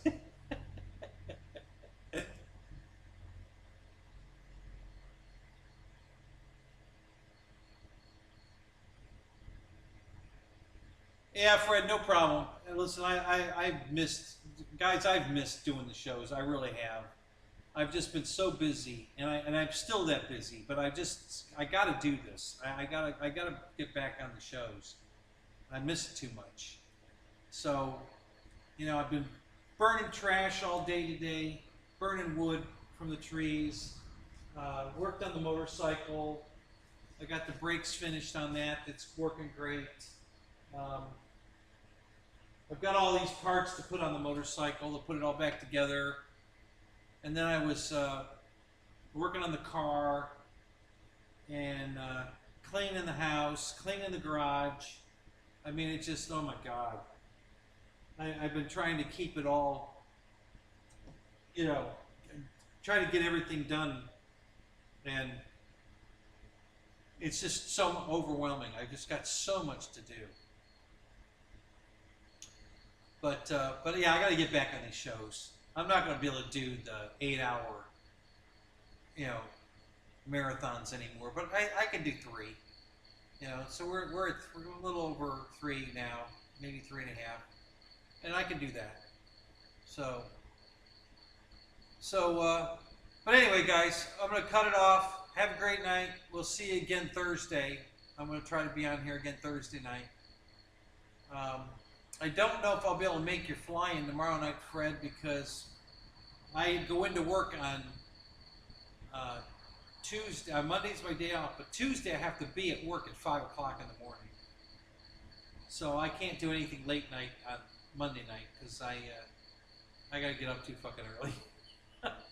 Man, I hate it too. I really hate it. You know, my Monday's the only day, you know, morning shift I have, and I hate it. But, oh well. So, all right, guys, that's going to do it. I'm going to cut it off here. Thanks for coming. Thanks so much, guys. I really appreciate it. And we'll catch you Thursday. Maybe something will be different on the table. Maybe not. We'll see.